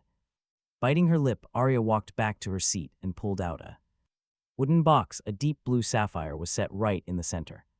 The surrounding wood was carved with elegant, luxurious patterns of gold. Up close, one could easily smell the sweet fragrance of the wood. It was clearly highly valuable. Arya explained it was a special puzzle box requiring a very specific sequence of movements to open. She pressed her fingers against the panels and the box clicked open. Inside was a soft cushion of red velvet with a hollow in the center. It was currently completely empty. Arya took a deep breath, trying to stay calm. As she recounted everything, she arrived this morning with Caspian. Class rep was overwhelmed with homework, so she helped gather the assignments and delivered them to the teacher. Quickly returning to finish packing her bag, she had to head to the restroom. At that moment, Caspian was in her seat. He wanted to look at the ring, so she let him, but he did not know how to open the puzzle box. She waited to return and open it herself, but get this, when she did, she realized the ring was gone. Caspian, her brother, nodded in quick agreement, to add that he was sitting right there the entire time, never moving. The others could vouch for him. Another student chimed in, confirming they saw him messing with Arya's bag, but he definitely stayed seated the whole time. Caspian looked incredibly stressed, sensing the growing suspicion in the classroom. Suspect, he raised his hands, pleading, "I know what you guys think, do not look at me. My sister already searched me first thing," Caspian complained. "She patted me down from head to toe, almost stripping me naked." Hearing this, Arya felt a bit guilty for suspecting her brother earlier, softly apologizing.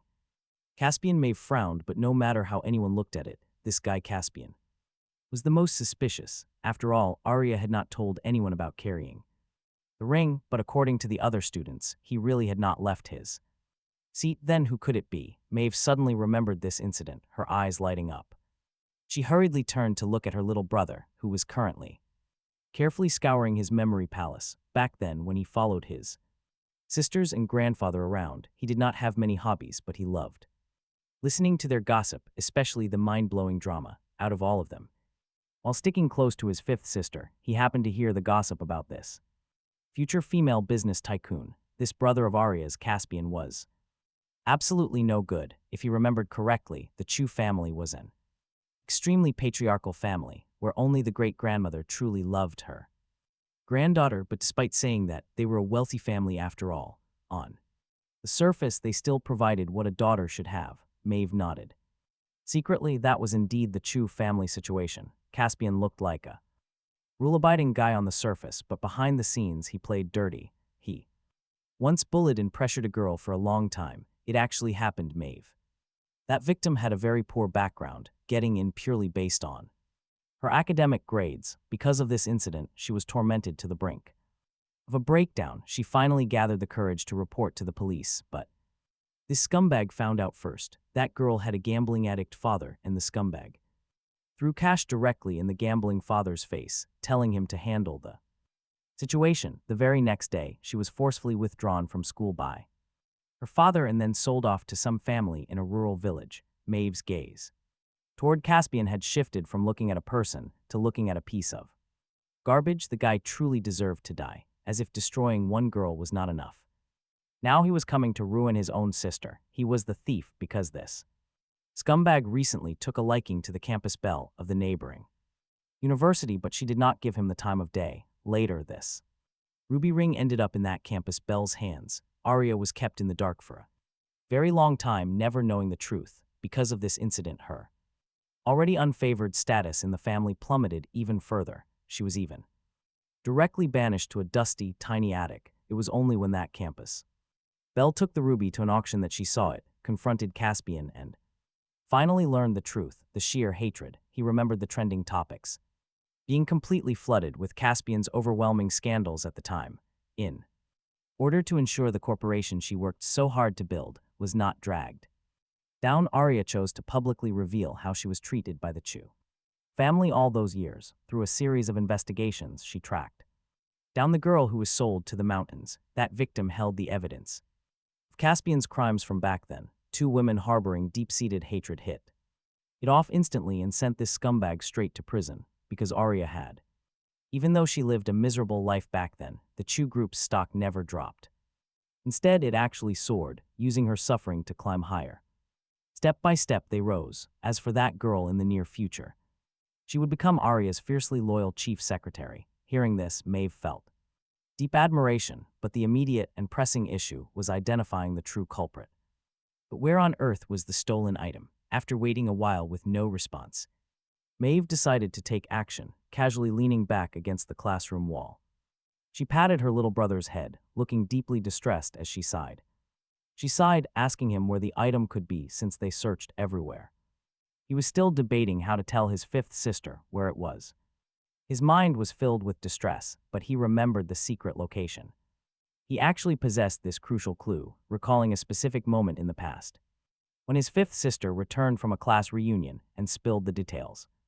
Arya had gotten completely wasted that night, letting slip the real story back then. Back then, the precious ring was actually hidden inside the guy's personal rear vault. Maeve subconsciously touched her own backside, stunned by his boldness. Seriously, who on earth would guess that? The guy was insanely bold. He felt the exact same way, recalling ancient smuggling tales from novels.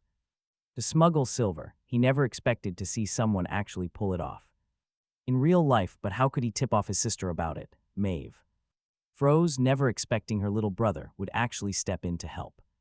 She realized he was incredibly kind, unlike anyone else who would just ignore this dangerous mess and stay far away to avoid any unnecessary trouble. After all, who would believe them? Yet here was her sweet little brother charging straight into danger, despite knowing the immense risks involved. What a good kid, she thought. He had no idea why she looked at him with such a grateful expression, but he chose not to overthink it. Grabbing a pen and paper, he started writing, though not out of sympathy. He had long discarded any savior complex, preferring a quiet, self-serving life, enjoying a delightfully wicked life, but he never forgot a single favor. He kept a mental tally of every kindness shown to him. In the past, Arya had once helped the Chen family, so he was willing to tip her off. But how she actually used this crucial lead was entirely up to her. He could not risk revealing too much and giving away his source. Otherwise, explaining his source would be impossible. Meanwhile, Arya was slumped over her school desk, sobbing so hard she could barely catch her breath. Since the moment the ring vanished, she knew her fate was completely sealed. Without it, her miserable position in the Chu family would get even worse. Becoming a constant nightmare, she would end up living a life far worse than a slave. Her classmates tried comforting her, but in vain. They could only sigh in pity, cursing her incredibly terrible luck. Caspian stood nearby, offering a fake, hypocritical pat on her back. He told her not to grieve, claiming things might suddenly turn around soon. He even suggested she might have never put the ring in its box. A cheap trick to mess with her head and warp her memory. Mind games work like this. If someone constantly questions a person's memory of an event, that person will slowly start doubting their own mind. Caspian was using exactly this trick. He had to lower his own suspicion level as much as possible. Absolutely impossible. Arya was completely certain she checked it at least 3 times and definitely placed it inside that wooden box. After saying that, she bit her lip, feeling wronged, lowered her head, and started crying again. Caspian shook his head helplessly, telling her to stop crying. Crisp voice suddenly drifted over. Arya froze, slowly raising her teary eyes. A piece of tissue paper appeared, gently wiping her tears. The young boy revealed an obedient, sweet smile. Sister, you look so pretty. Smile because you are beautiful. When you smile, he said. Arya pursed her lips. This was her fifth sister's little brother. Crying in front of a younger boy made her feel a bit embarrassed. She tried to force out a quick smile when something was suddenly shoved into her hand. Arya startled as he offered her candy to cheer up. Arya felt a strange texture in her palm. In her brief moment of distraction, the boy had already run off. Caspian noted the junior student comforting her, teasingly leaning in to see what kind of candy she received. Hearing his voice, Arya unconsciously tightened her grip. She quickly used her hand to wipe away her tears, casually dodging his reaching hand. There is nothing to See, she muttered, announcing she was heading to the restroom to wash. After saying that, Arya ran towards the restroom, watching her rapidly retreating back. The corners of the young boy's mouth curled into a smile. Arya ran into restroom stall and opened her palm. This was no candy, it was clearly a piece of paper. Talk about a plot twist. Her heart started beating faster. Unconsciously, unfolding the paper, she found only 3 short sentences. Caspian, you can never wake a person pretending to be asleep. Nether. Vault. Arya's brows furrowed deeply. What did this mean? Did that little brother notice something and decide to tip her off? Arya did not think this was some kind of prank because she felt the boy did not look like the type to prank about such serious matters, nor did she underestimate him just because he was young. Arya never denied that geniuses existed in this world. If she always looked at people with a narrow-minded perspective, she would definitely miss out on so much. Caspian, did this mean the incident was indeed related to her brother? You can never wake a person who is pretending to be asleep. Did this mean Caspian lied to her about something? Arya thought back carefully. Caspian had not said much. Earlier, he only claimed he did not know how to open her puzzle box, but she truly had not found anything on his body when she searched him, and he had not left his seat either. Wait a minute. Arya's gaze landed on the words Nether Vault. She knew this idea was incredibly bizarre, but if Caspian actually did know how to open the puzzle box, he could have messed with her bag, taking the opportunity to hide the ring in his palm. Then he would not even need to leave his seat. He just needed to stuff it into his nether vault to execute a flawless deception. Arya's face turned completely pale. Honestly, this chilling theory makes total sense. Would someone actually go to such extreme lengths? But she was someone whose rationality always triumphed over her emotions. Why was it impossible? This plan was entirely. It was totally feasible. If so, Caspian's recent actions showed he had absolutely zero regard for her life as his sister, but their sibling bond was never deep to begin with. On the contrary, Caspian had bullied her constantly. Since they were kids, their family always pushed the toxic narrative that the older sister had to tolerate the younger brother, so she kept tolerating it until now. Now, she would rather make a mistake than let him escape. Arya slowly lowered her eyes. No matter what, her situation couldn't get any worse than it already was. She had no way out. If she crossed Caspian, then so be it. She knew exactly what kind of trash her brother was. The only reason he even called her sister was because she still held a tiny bit of family status. Once that final layer of protection was stripped away, she pulled out a phone she kept hidden on her person and dialed a string of numbers. Hello, Grandpa. Don't worry, I'll bring the ring back shortly, but a slight situation came up. Could you send 3 bodyguards to help me? I need them here as fast as possible. Arya's trip took quite a while. The homeroom teacher had already walked in and started lecturing. He was so incredibly bored that he was about to fall asleep, as expected of a classroom, the ultimate healing sanctuary for insomniacs. If it weren't for Fifth Sister occasionally poking his forehead with a tissue, he would have fallen into a deep slumber right there. Wait, what are you doing? Suddenly, a shout from Caspian drew everyone's attention. Show was starting. He instantly snapped awake, totally locked in. Fifth Sister also filled with intense anticipation, chanting, here we go, just moments ago. Arya had returned from the restroom. Smiling sweetly, she patted Caspian's back, telling him to go home because they were leaving. Caspian froze. He had assumed that given Arya's cowardice, she wouldn't rest until she found the stolen item. Now she actually had the guts to leave, but when he stepped into the hallway and saw 3 hulking bodyguards in black suits, he realized something was terribly wrong. His expression changed as a thought struck him and he bolted. Arya still harbored a tiny sliver of doubt earlier, but now even that final sliver of doubt vanished entirely. Her expression instantly turned ice cold. Catch him, Caspian yelled, asking what they were doing as he was grabbed and dragged back by those highly trained bodyguards. In just a few strides, he had already realized that Arya might have discovered something. His loud shouting successfully caught the homeroom teacher's attention. Hold on.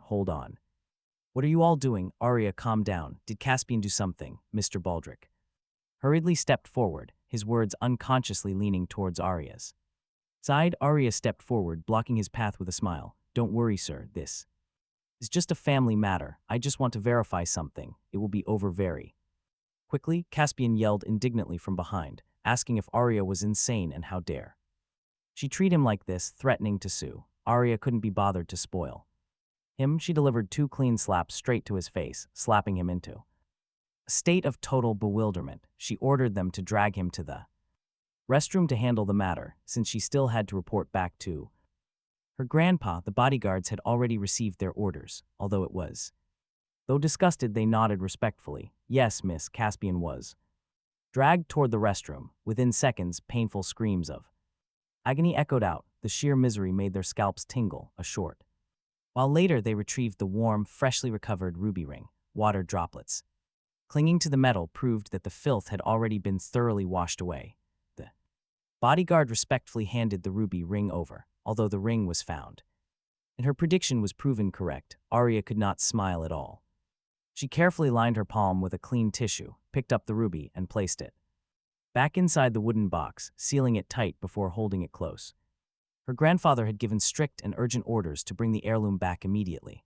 Arya did not linger. She grabbed her bag and left, but right before stepping out, she shot a very deep look in his direction, engraving this favor to memory. The whole series of events was far too dramatic. The students in class who witnessed this could not help but widen their eyes. Was this still the quiet, delicate class president they all thought they knew? Only when their teacher finally stepped back to the podium did they snap back to earth. Yet no one could focus on the lesson anymore. Their heads were completely filled with a single burning question. What on earth just happened? Will someone please tell them? Unlike the others, his 5th sister, who knew the entire story from beginning to end, felt incredibly satisfied. This was the absolute peak of watching premium schoolyard drama unfold from start to finish, and she loved it.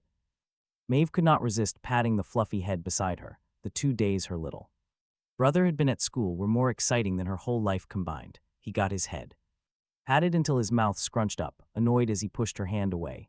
5th sister, stop rubbing my head or I will never grow. He knew he was a late bloomer, standing at only 1.6 meters, but high school would surely shoot up to 1.8 meters. Until then, he relied on superstition to protect his height. Maeve assumed he was still sulking over her earlier jokes about his short legs, making her feel slightly awkward and embarrassed. It is fine, your puberty is not over yet. You still have plenty of growing left in the future. After school, sis will buy you milk. I want yogurt instead. When it came to food, he certainly had demands. Sure, you can buy whatever you want, Maeve said with a soft and gentle smile. Soon the warning bell rang, and another teacher entered. The chatter died down instantly, restoring quiet back to the room.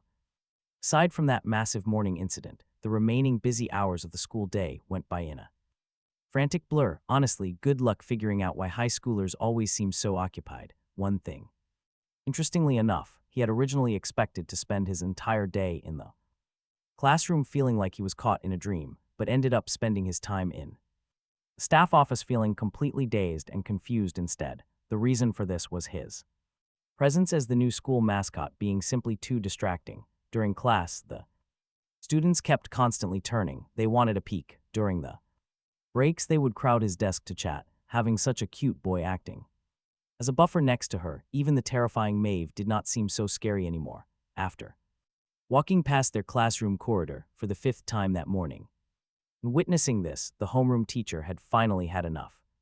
His face darkened, ignoring Maeve's attempts to protect the kid, along with the wailing protests of the other students. He scooped up the little mascot and carried him off. Well, the poor kid was on his own now. Why did other people's chaos have to drag an innocent bystander in? This became clear when they arrived at the teacher's office, seeing the math department head next door tearing his hair out over a tough problem. The boy casually solved it. After that, things escalated into complete madness. Soon, he sat in a chair, completely surrounded on all sides by teachers of different subjects. From a distance, it looked like a serious academic summit. Up close, it was a chaotic wrestling match for favor. They kept pleading, "Come here, little cutie, help us with this physics problem. Do you have any better ways to solve this?" They were relentless.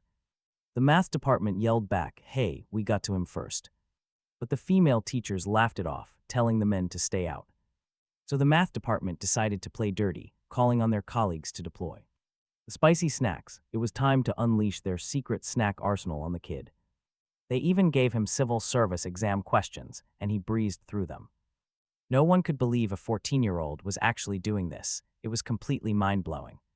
Some teachers even begged him for test-taking tips. Meanwhile, out in the hallway, several class representatives from Class 3 were coming by to drop off classroom materials. They peeked inside out of pure curiosity, only to leave looking absolutely devastated. Later, their classmates reported that the reps returned with completely blank stares. Their whole posture radiated one single, crushing realization: they were done. How could they be dumber than both the older teachers and this kid?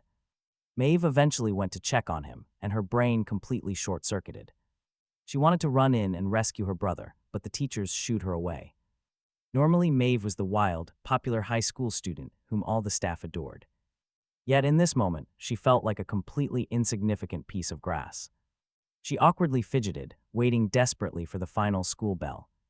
Once school ended, she grabbed an excuse and quickly dragged her brother out. She had to endure one last intense round of judging stares from the office. They stared at her like disappointed parents looking at a delinquent kid. It was painful. She had become the bad guy in their eyes. Maeve began lecturing him, warning him not to take treats from random people. Sure, the teachers were fine, but the world was full of trap-filled candy. Scammers were absolutely everywhere, and his guard was just way too low. She decided to guide him along the scenic walking path back to their villa. They had driven last time, but she wanted him to know the route by heart. If any trouble arose later, he could easily find his way to safety. It was a quick 10-minute walk, and his arms were overflowing with snacks. Hearing her nag, the boy just smiled and offered her a pack of spicy strips. He told her to eat up with him, saying junk food was perfect for dinner. It would save them from ordering takeout, so they could crash and sleep immediately. She scoffed at his lazy plan, asking if he was just a couch potato. Still, seeing how the entire staff treated him made one thing crystal clear. Her little brother was an absolute, undisputed genius. Maeve found her brother's lazy mindset seriously problematic, as his older sister. She felt a strong duty to correct this and decided to help him. She held his snacks, cleared her throat, and said seriously, "You need to understand that opportunities only favor the prepared." Seize them, he agreed completely. From that logic, he realized something crucial. If there are no opportunities, why bother preparing blindly? Hard work has no guarantees, but slacking off guarantees comfort. He happily munched on some potato chips, nodding in complete agreement. Maeve saw right through his lazy excuses and refused to give up. She lectured him that modern youth needed proper life values, including setting massive goals and pursuing absolute greatness. They had to shoulder huge responsibilities. He felt sorry. Total disgrace. His life was filled with extreme slacking, absurdity, and breakdowns. Hearing this, Maeve felt herself like she was nearing a complete emotional breakdown. She started thinking hard, trying to salvage his mindset. She warned him that life was extremely cruel and laziness would get him beaten to pulp. He put on a serious face, promising his sister he had memorized everything. He promised to struggle hard for greatness. She praised her good boy. But if the world attacked, it would be pointless. He had absolutely zero combat ability. He would just die of cringe. Maeve started coughing wildly on the sidelines, making her brother worry she was possessed. He asked what was wrong, offering to dial 911, but she recovered, saying she just choked on her spit. Afterwards, they strolled leisurely to their home right outside the villa. A middle-aged man squatting in the corner suddenly stood up and walked directly toward them. Instantly, Maeve stepped forward, blocking her brother, her brow furrowed in high alert. "What do you want?" she demanded. This slightly balding but kind-looking man pulled 2 pieces of candy from his pocket, flashing a warm, friendly smile and asking if the young kids wanted to chat for a bit. Both siblings stared back with incredibly bizarre expressions. Maeve pointed at him with a deadpan face, warning her brother that this was a classic scammer trick and that they needed to run. But since she was right there with him, they could easily ignore him. The middle-aged man panicked, frantically waving his hands to deny it. Maeve rolled her eyes, preparing to mock him for the obvious lie. Suddenly, she heard her brother speak up, asking a very unexpected question. He asked the man if he was actually Director Orson. The man's eyes lit up, confirming his identity. Ever since he was young, he had directed several major international blockbuster films. Their second sister's success was largely thanks to his mentorship. Maeve's face stiffened in realization. he really was not a scammer. He asked with a strange tone if the director wanted them to participate in a family reality show. The director nodded, explaining. It was not exactly an invitation. He had tears in his eyes. His voice was incredibly pitiful, but honestly, it was pretty jarring to watch. He explained that he had already discussed the family reality show with his second sister and signed the contract, never expecting the girl to suddenly breach everything, preferring to pay the massive penalty fee rather than go on stage. The director wailed with snot and tears streaming down his wrinkled face, asking why life had to be so hard after spending decades crafting his films. With retirement right around the corner, he just wanted to try a variety show. So he invited his disciple, but she had to start acting rebellious on him. Her excuse was that she did not have a child in her family, which made no sense because he would have gladly lent her his own young grandson. Besides, the boy had clearly mentioned earlier that he had a younger brother. Director Orson's gaze landed right on him, though the man stayed silent. His eyes practically screamed the message that he wanted him on the show. Honestly, this desperate act was becoming almost too painful for anyone to watch. His scalp tingled under that intense, desperate stare before he could even say a word. He saw the old man's face completely covered in tears. Orson sobbed for them to just go and leave him to his heartbreak, saying it did not matter even if he died of sadness right there. He begged them to abandon him. Nearby, Maeve stood with crossed arms, listening with her teeth grinding together in sheer disbelief at the display. To her, everything the old director was saying sounded incredibly suspicious. They were stuck wondering whether they should actually walk away or stay. Hearing that all too familiar tone, he realized Orson was a true master of guilt-tripping and manipulation, apparently behaving this way since his youth. Now that he was older, his shameless act was getting almost too overwhelming. It was a real eye-opener to witness such shameless talent. This was exactly what a legendary guilt tripper looked like in action. Decades in the brutal entertainment business had given director Orson a unique talent for reading people and figuring out how to break them. While sobbing on the outside, he was secretly watching the boy's reaction. He could tell the kid was starting to lower his guard. The defenses were about to crumble, so Orson prepared to add fuel. Just then, a thunderous roar echoed nearby, interrupting the dramatic display. Someone screamed in terror as chaotic noises filled the air around them. Like a scene straight out of a horror movie, a bloody woman, wearing tattered clothes and wild, messy hair, emerged from the shadows. She was sprinting right toward them with a twisted, terrifying expression. Panicking, director Orson shrieked for everyone to run for their lives. His face went pale as Maeve snatched up her little brother and threw him over her shoulder, sprinting away in a flash. Laura yelled for them to come back, chasing Maeve's incredibly fast retreat until the siblings finally stopped and spun around to look. Maeve stared at her ragged sister, asking why she looked so terrible. Visibly irritated by the question, Alora grumbled about her recent struggles. She was tired of main roles and wanted to expand her acting. To play a random extra, is there a problem with that? No, Maeve replies, with brutal honesty, but was she not totally dead set on accompanying some guy? Why does she suddenly have time to be a background extra? Just then, director Orson leans in to explain. He says that is not actually the case. Apparently, this girl was feeling extremely stressed out and just wanted to play a brainless zombie to unwind her mind. Naturally, Alora's dark premonition of complete disaster comes true in the very next second. Her brother nods slowly in understanding, hearing that explanation.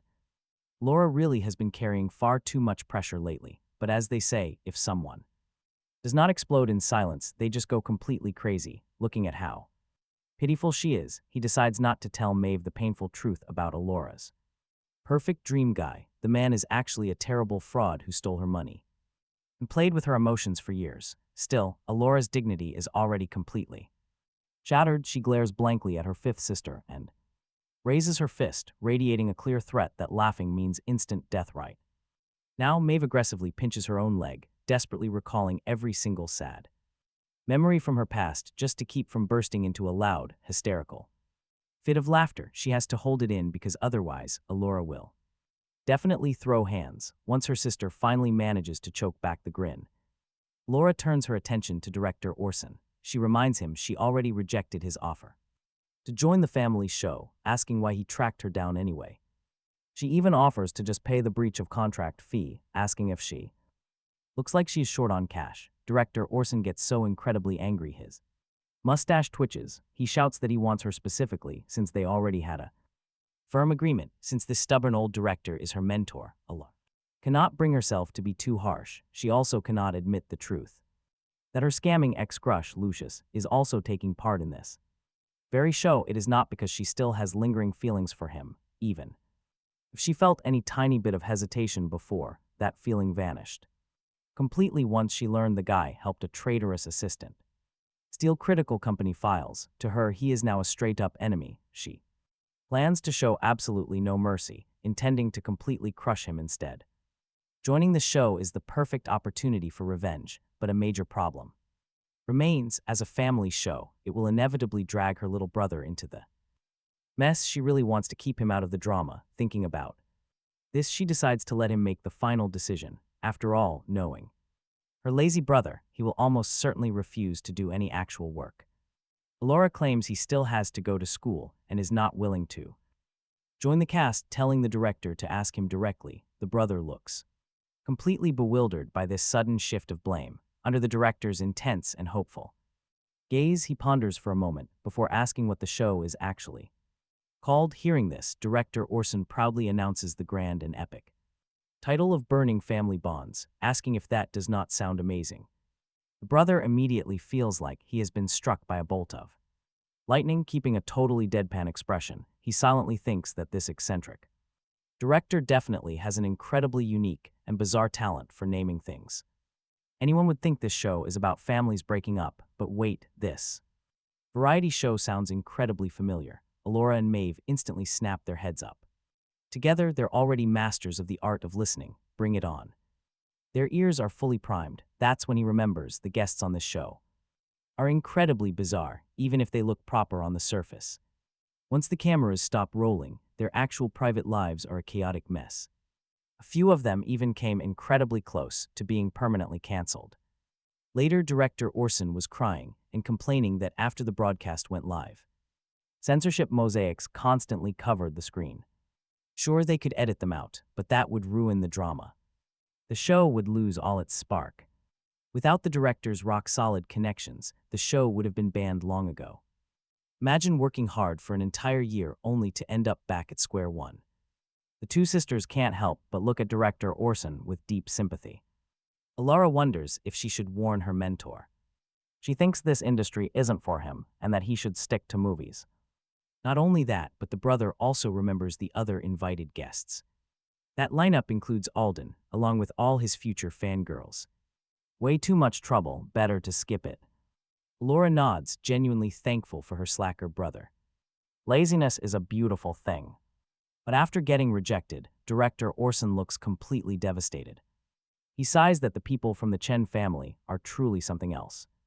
They have massive wealth right in front of them, yet refuse to earn it. They'd rather pay penalties than accept $1 million salary. $1 million salary, the lazy brother's voice completely changes pitch. His eyes fully morph into the shape of bright golden coins as director Orson suddenly senses a shift and his back stops aching immediately. His legs feel fine and the world brightens up. The director confirms it's $1 million per episode, taxes covered. Oh no, get ready, because Alora realizes everything is about to go wrong. He is purely obsessed with cash. He immediately whips out his phone to share his bank details and contacts. He tells the director to wire the money directly. Old man Orson reacts instantly. Using the crazy speed forged from 20 years of marriage, he scans the QR code. The contract will be sent over soon. Filming officially starts the day after tomorrow, and the crew will arrive directly. Laura plunges into dead silence, seeing this sudden turn of events. Maeve gloats, patting her sister's shoulder. As the youngest, she's always been the one getting bossed around. She has never seen her older sister lose. She teases her, asking if her heart is completely frozen. She warns her that explaining this to their grandfather will be even worse. Laura slowly turns her head, flashing a truly bone-chilling smile. She whispers that before that happens, she'll make her little sister despair first. He sat down, crossed his legs, and quietly admired the battle unfolding right before him. He had zero intention of stopping it. Let them fight. Just then, the old butler arrived to deliver some fresh lotus root cakes. Since they were headed the same way, he rode with Alora, keeping an earpiece in. It transmitted Grandpa Silas's voice, asking about all the chaotic noise.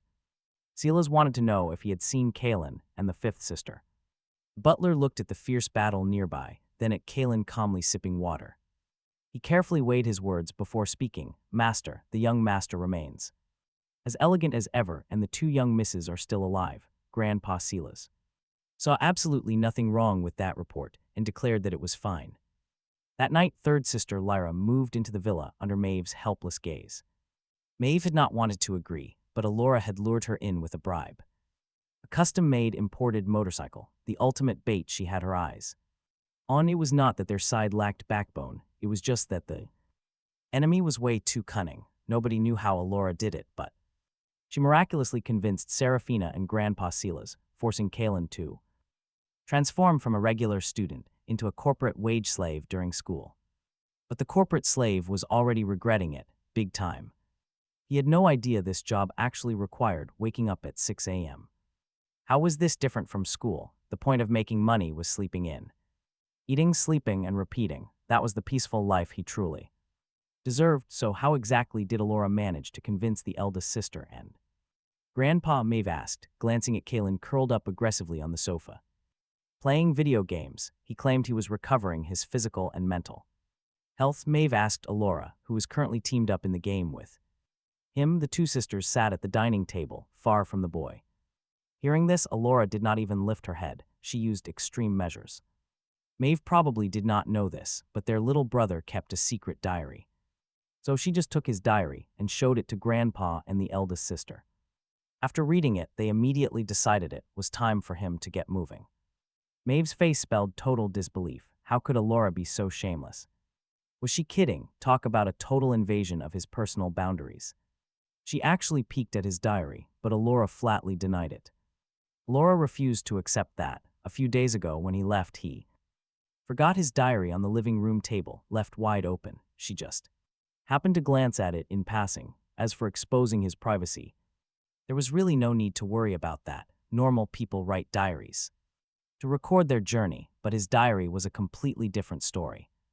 May 1st, 2022. What can be done today can wait for tomorrow. What if he dies tomorrow? Just slack off. May 9th, 2022.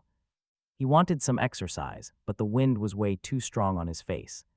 It hurt his weak, fragile self. If a person does not cherish themselves, they will achieve absolutely nothing, so he went home to slack off. May 15th, 2022. Oh, Kaylin, how could he lack ambition? He decided to drink a glass of juice and start fresh.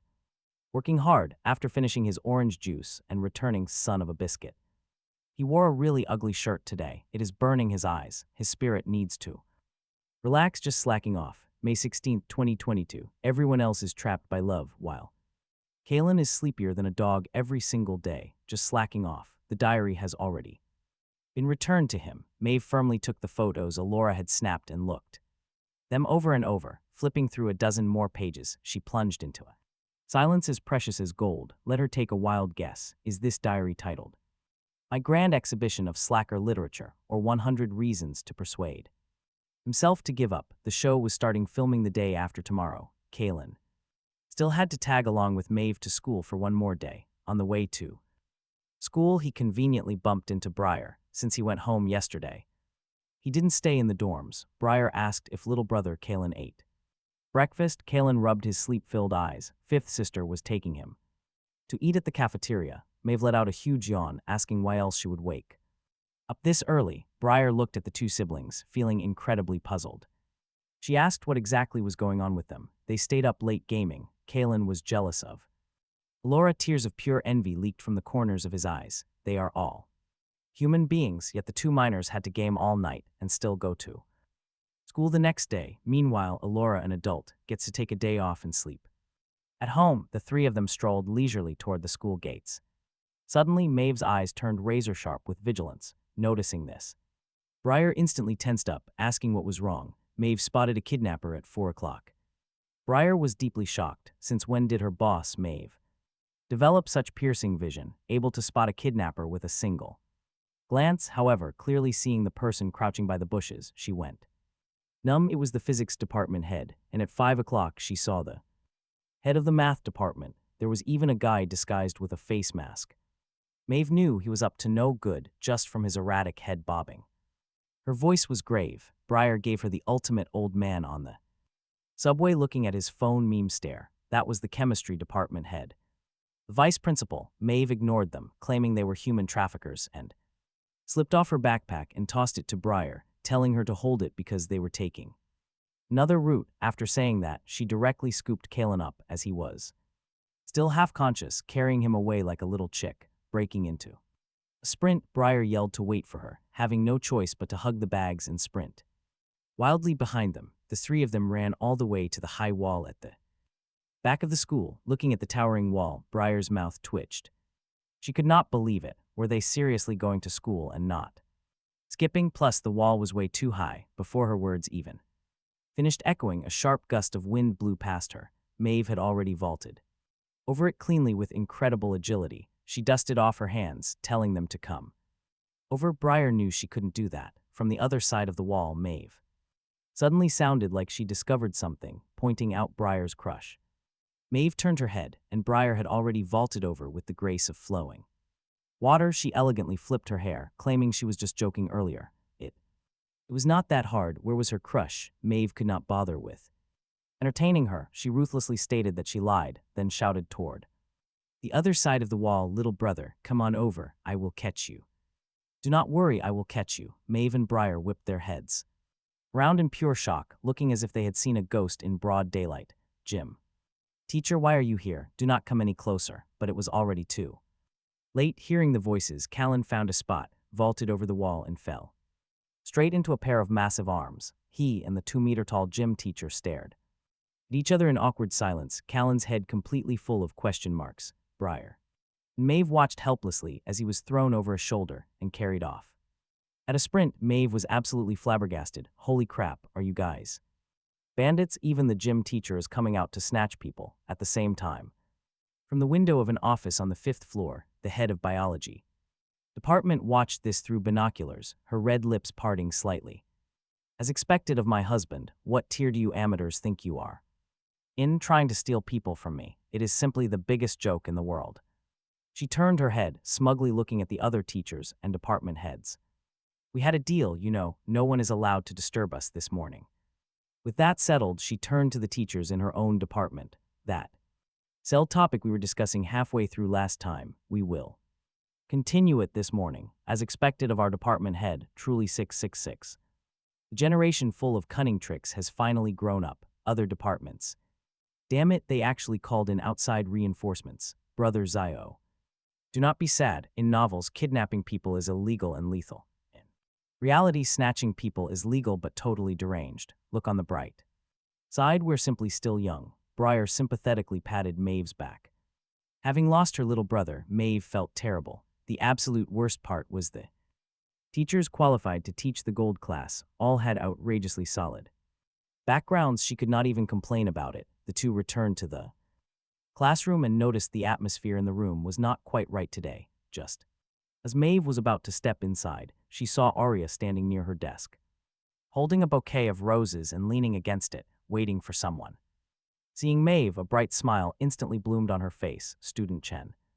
You are here." Her voice was incredibly gentle. The expression on Maeve's face stiffened. It could not be what she was thinking right. Arya had already jogged over. The surrounding students immediately widened their eyes, terrified of missing a single detail. "To tell you the truth, this is the breakfast I made with my own hands this morning." A flush of red crept up Arya's face. "Also, I bought these flowers for you." Maeve froze entirely like a block of wood, totally passive in the situation. "I know this might seem a bit forward, but could you please help me pass this bouquet and breakfast to your little brother Kaylin? I want to thank him." Arya embarrassedly twirled her hair with her finger. Maeve felt like she was suffocating. She seriously needed oxygen. What is wrong with these people? Every single one of them is trying to poach her little brother. If it is inconvenient, you can just give me.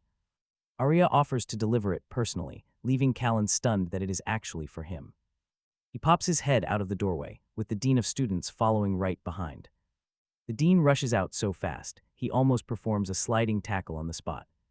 The man genuinely thought some bold student was trying to confess their love. Kaylin steps in right there, calling out to Arya to clear things up. He wedges himself between them as Arya's eyes light up with joy. She immediately shoves the items straight into his hands, happily patting his head. She admits she thought he was skipping school. They head down the hallway. Maeve spots them from a distance and silently follows, keeping her distance. She doesn't want to disrupt their conversation at all, finding a quiet, empty spot. Arya solemnly expresses her sincere gratitude for what happened yesterday. She thanks Kaylin, saying it was all thanks to him. She hands over a token of her appreciation, hoping he will accept it. Kaylin accepts the generous gifts immediately, not wanting to stand on ceremony. Arya hesitates for a brief moment, but she just can't help, asking how exactly he managed to discover the truth yesterday. He obviously can't confess that he simply overheard the whole thing. So Kaylin quickly cooks up a vague but highly convincing lie on the spot. He claims it was basic observation combined with a bold hypothesis. Then he remembers the poor girl who was bullied by that absolute scumbag. In his past life, she was always quite kind to them. He decides right now that he must help her out of this mess. He tells Arya that he actually witnessed the guy doing something bad before. Kaylin acts hesitant, making his face look conflicted and perfectly doubtful. This clever mix of truth and fabrication instantly grabs Arya's attention. She only asked casually, but now she is realizing something major. That awful guy could only be Caspian. She smiles warmly, asking for details. Kaylin knows it is showtime, relying entirely on his legendary, top-tier acting skills. It is time to put on a masterclass. He adopts a reluctant look, pausing dramatically before slowly explaining that on his way home from school, he saw Caspian in an alley with an unfamiliar, older girl. Terrified, he called the police and ran away, but the next time he saw her, she was being dragged out of school by an older man, never to be seen again. Talk about playing the long game. This is more than enough to light a fire. There's absolutely no way she won't investigate this massive scandal now. Arya's eyes flicker. Her family definitely knows absolutely nothing about this.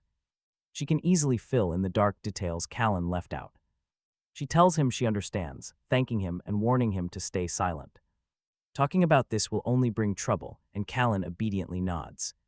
Spotting the biology teacher heading their way, she takes her leave. Overhearing her brother's wild inner thoughts and witnessing the whole exchange, Maeve's face twitches. Her mind is completely blown by his performance. She wonders how her crazy talented brother hasn't won an Oscar yet. Turning to leave, she overhears Arya muttering under her breath that she wants to steal Kaylin. Sister's survival instinct is fully activated. The show recorded the next day after school. The two sisters, one teetering between reliable and unreliable, fed him in disgust. Moving, she promised to take the little brother away, waving goodbye. Waving back, Maeve watched their retreating figures, filled with worry. Why did this feel so sketchy? Celebrities rarely bought houses.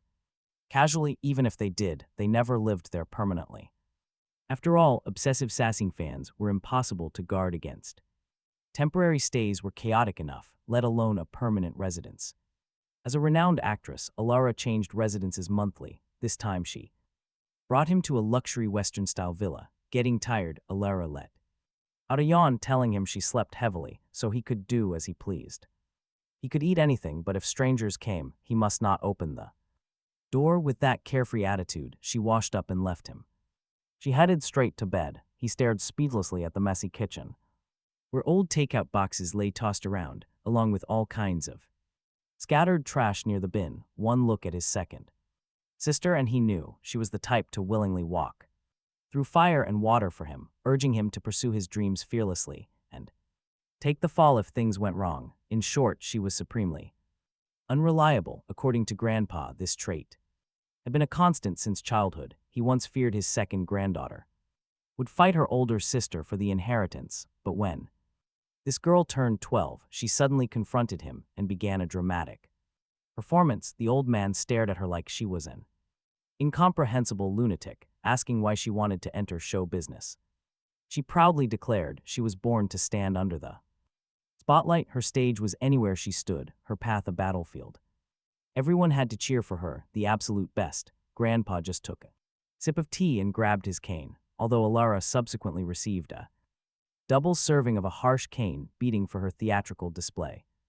Leaving her bedridden for a week, he had to admit that on serious matters she was reliable. Too bad she was a complete love-struck fool. Turning around in confusion, he suddenly jumped back in absolute fright. Asking why she was standing there so silently, Alora calmly picked up a dropped cup. Smiling, she gently explained she only wanted to cringe so hard she could carve out an apartment with her toes. Unfortunately, she failed, sighing that her sister was pitiful. Why was she pitiful? The poor girl was under so much pressure after being scammed once. Shattering her mental state, Alora chose to take direct action. He suddenly felt his back collar being lifted, his entire body hoisted up. Like a puppy scruffed by destiny, she ordered him to get his butt to sleep. Missing his 9 p.m. bedtime during a growth spurt meant he would end up short. She told him to rest. Early the next morning at 5 a.m., the sky was still dim. The burning Family Bonds production crew had already arrived outside Alora's villa. Director Orson smiled at the camera, announcing that the stream has officially begun. Welcome to Burning Family Bonds live stream. It is currently 5 in the morning, and a sudden surprise raid is starting. Mission begins. Do not open doors for strangers. Enjoy the benefit. Director Orson's smile grows increasingly wicked. Whether it is the adults or the kids, the relentless staff will try absolutely everything to break into their homes. Let us see their vigilance. He snaps his fingers, and a fake courier dressed in uniform steps out, holding a large, suspicious package resembling documents in his hand. Viewers watch in anticipation as the delivery guy knocks on the door. Knock, knock, knock. The loud knocking sound echoes. From outside, resting in her cozy beanbag chair, she had been sleeping, eyes open, alert. She looks toward the door. A man's voice shouts from outside, "Is anyone there? I have package for Miss Chen Jing Alora." She replies, "Just leave it at the door," but he insists he needs a physical signature, asking her to come out. She tells him to just slide the package under the door, and then she will sign and return the receipt. He argues only document envelopes require signatures, and those envelopes generally have one specific feature. They are thin. Sliding it under the door is more than enough space for it. The man on the other side hesitates. He apologizes and asks if she could please just open up. She says it is not convenient. She slowly narrows her eyes. Why is this guy babbling so much absolute, stupid nonsense? Our main character absolutely does not want to wake her second sister. Her sister is mentally unstable, and without sleep, who knows if she will go completely crazy and start running wild on the busy, chaotic city streets. So she yells back, "It is not convenient. Come back in 2 hours." The delivery guy loses his calm, crying on the other side. He begs her not to joke, desperately needing this delivery completed so he can finally go get paid because his family member needs urgent surgery, and they really desperately need the cash. He is too anxious to live. The two of them keep going back and forth like doing tai-kai, pushing and pulling. Finally, she yields, telling him she will be right there immediately. She rolls right off her cozy beanbag, grabbing a slender, powerful stun baton from her bag. And charging forward, there is not a single shred of hesitation as she flips the switch and jabs it viciously through the gap. Under the door, then a weird, gargling sound and a loud thump echoes. The actor collapses heavily to the ground. The production crew and live chat go completely, absolutely wild. She cleanly retracts the baton and speaks with absolute coolness, saying too much AC makes. Noting that too much nonsense costs lives. Since you do not want to live, let me help you. Walking in the dark for far too long guarantees. And you will meet a ghost. The courier is completely traumatized. Face down, he trembles and raises a single shaking finger. He asks if she is some kind of demon for zapping him without even looking once. Right as he finishes speaking, a cold sensation hits his forehead. The tip of her stun baton is pressed against him from under the door. Round 2, he cleanly landed the finishing blow, silencing the outside noise. Loving someone takes words, but zapping them with electricity requires zero explanation. The livestream chat went totally wild while medics were called in. Viewers joked that they had never seen a living Grim Reaper before. Hearing the chaos outside, he did not panic at all. He immediately figured some thug was posing as a delivery guy to scam him. In his past lives, his second sister's reputation was ruined by framed scandals. He had fielded countless threats and harassment to keep her safe back then. Posing as a delivery driver was a trick her anti-fans loved using. Besides, Allura had a habit of never giving out her actual home address. Every single urgent document went straight to her manager instead. Fan gifts went straight to her manager, and so did the hate mail. Even stalkers attempting to break in were dealt with by her manager. Her manager was basically the chief poison tester in this crazy world. Knowing this, he knew the person outside the door was up to no good. His next move was simple: hand the captured target over to the police. Meanwhile, Allura was merely sleeping like a log, not actually dead. But the massive racket outside still managed to wake her up. She stumbled out looking completely disheveled, her eyes blurry with sleep. He spun around holding his stun baton, ready to explain the situation. Suddenly, Allura felt a cold metal rod poke directly into her chest. A brutal shockwave of raw electricity instantly jolted her entire body. Her muscles locked up, sending her collapsing toward the cold, hard floor. He caught her just in time as she slowly regained her senses. She glared, asking if he was seriously trying to murder his own sister. He smiled sheepishly, explaining he had just zapped someone and forgot to turn it off. He grinned and reassured his sister that he just saved her life. He clarified that he had just dealt with a very dangerous intruder. Allura stared blankly, a bad premonition washing over her. Shaking off her grogginess, she cautiously opened the front door to look outside. Suddenly, an explosive shout ordered them to spare the man's life. Allura yanked her foot back, staring in shock at the body on her doorstep. She freaked out, complaining about how incredibly bad her luck was. After a frantic round of explanations, Allura finally understood the situation. She turned to Director Orson with a highly amused look on her face. She asked if this meant they had successfully cleared their mission. Director Orson wiped away his cold sweat, nodding frantically in agreement. He stammered that the poor assassin was the one in mortal danger here. Orson shot Allura a knowing look as the live stream peaked. He invited the famous actress to finally introduce her mysterious guest. Allura nodded and proudly introduced her younger brother to the camera. She introduced Kaylin, causing her massive fanbase in the stream to explode. Many fans immediately adored him, viewing him through an incredibly soft lens. Others were highly skeptical, but everyone was curious about this handsome guy. They all waited to see how this wealthy young master would perform. The door swung wide open, revealing him dressed neatly in a sharp formal suit. It fit him perfectly. Allura had only glanced earlier, but looking closer now, she realized this kid slept through the night in yesterday's outfit. Had he seriously never taken it off? Meanwhile, our main guy was completely checking out. He sat there calmly, having completely isolated himself from everyone else. He sipped his water at the table, one arm casually draped over the chair. His legs were crossed, and his eyes were fighting a losing battle to stay open. A messy sleep cowlick on his head bobbed lazily up and down, with every drowsy nod making him look ready to pass out at any second. But under Allura's forceful demands, he finally dragged himself to change his clothes. He complained that his second sister was being way too unreasonable about it. Seriously, why do school uniforms not count as formal wear? He loudly demanded absolute justice for the noble school uniform. But let's be honest, he was just too lazy to find anything else. Honestly, if being a slacker was a martial arts realm, he would have ascended. The crew packed the guests onto a bus, heading to their first filming location. This is where everyone would finally meet face to face for the show. Director Orson stood right at the front of the bus, holding up a megaphone. He smiled brightly, welcoming everyone to the show, burning family bonds. Since it was their first meeting, he asked them to start with self-introductions. The guest lineup this time followed a strict 4-4 configuration. Every single one of them was a big shot in the industry. The live chat exploded with excitement as the introductions officially began. Laura took the lead, suggesting they pass the mic down the line. She grabbed the microphone and kept her introduction incredibly short. She simply stated her name as Chen Jing, Allura. Anyone else doing that would be called a show-off, but she was different. Debuting as a child, she was recognized by everyone from 5 to 80. Her face was practically a household name across the entire nation. That aloof, untouchable attitude only made her look like an absolute queen.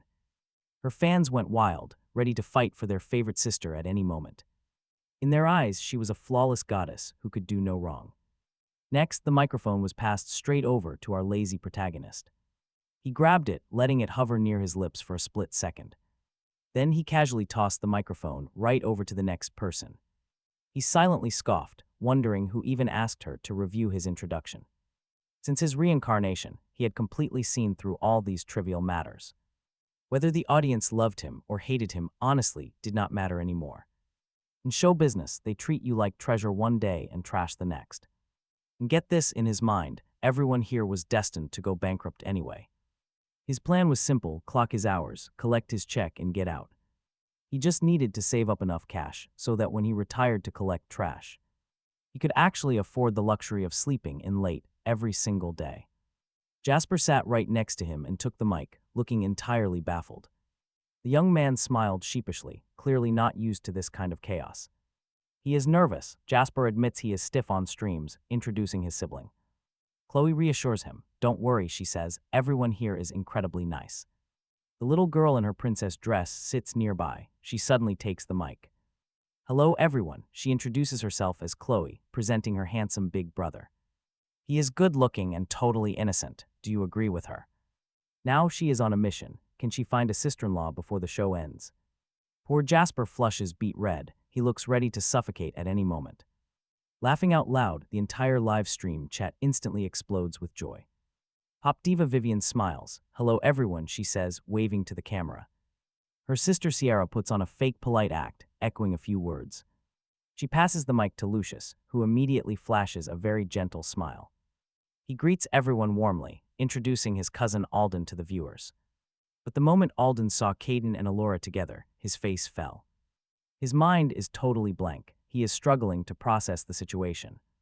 Not long ago, he barely accepted that Caden's eldest sister was a CEO. He returned to school, only to learn another sister was extremely powerful. Now on a variety show, he discovers yet another sister is a superstar. This is wild. The famous Best Actress is also related to Caden. Alden is seriously questioning reality, and honestly, can you blame him? Do they all possess terrifyingly powerful backgrounds? That seems totally impossible. He refuses to believe it. If true, he missed out on way too much. He remains completely frozen. Lucius looks at him with worried, caring eyes. Something wrong, Alden. His cousin's voice finally snaps him back to reality. He flashes a sweet, obedient smile, claiming he is just a bit nervous. He waves nicely. Hello everyone, please take good care of me, he says. The two cousins lean close together, creating an incredibly cute, harmonious scene.